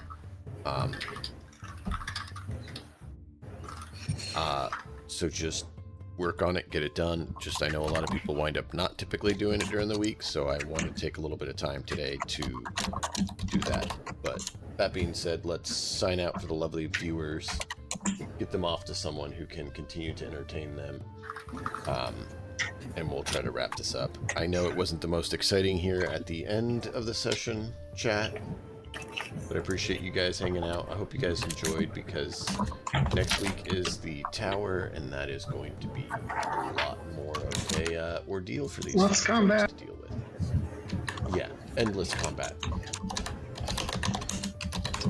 Here, who is on? Thanks for watching, viewers.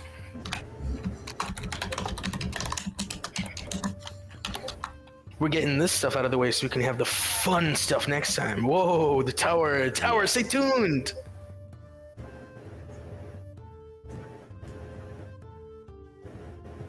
Yippee.